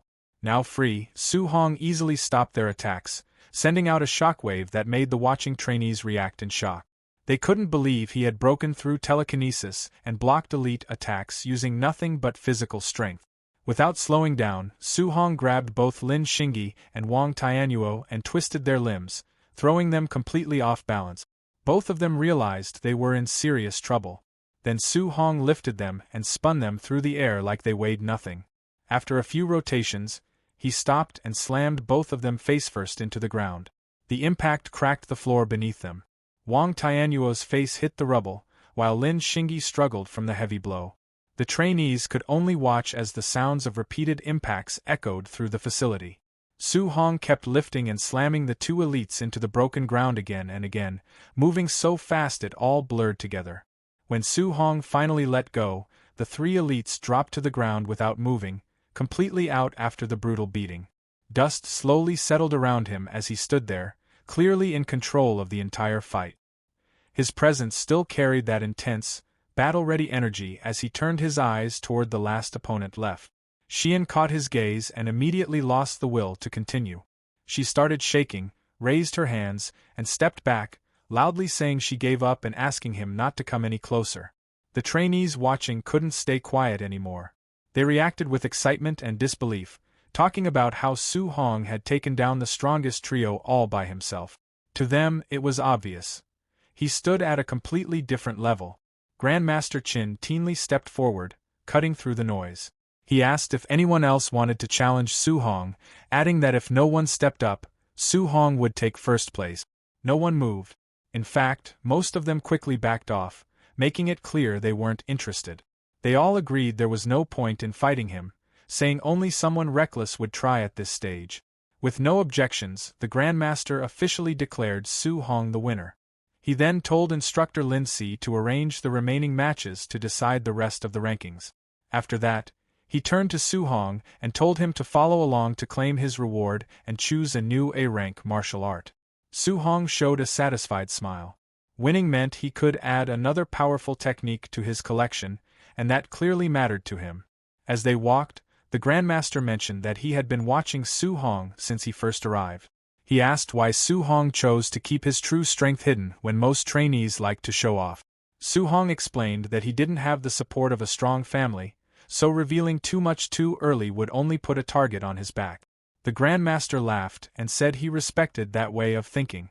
Then he admitted the tournament had actually been arranged with Su Hong in mind, as a way to secure more high-level resources for him.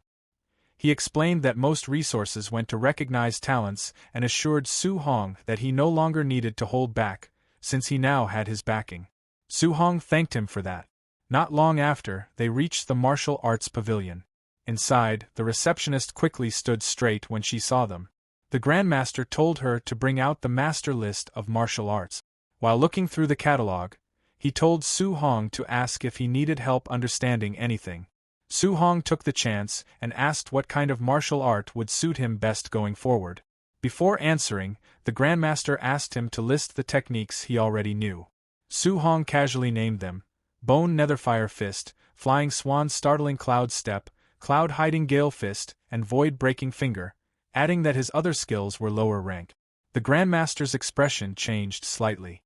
He pointed out that the Flying Swan and Cloud Hiding techniques weren't even part of their collection and asked if Su Hong had really learned them just by watching Lin Xingyi once. Su Hong confirmed it like it was no big deal.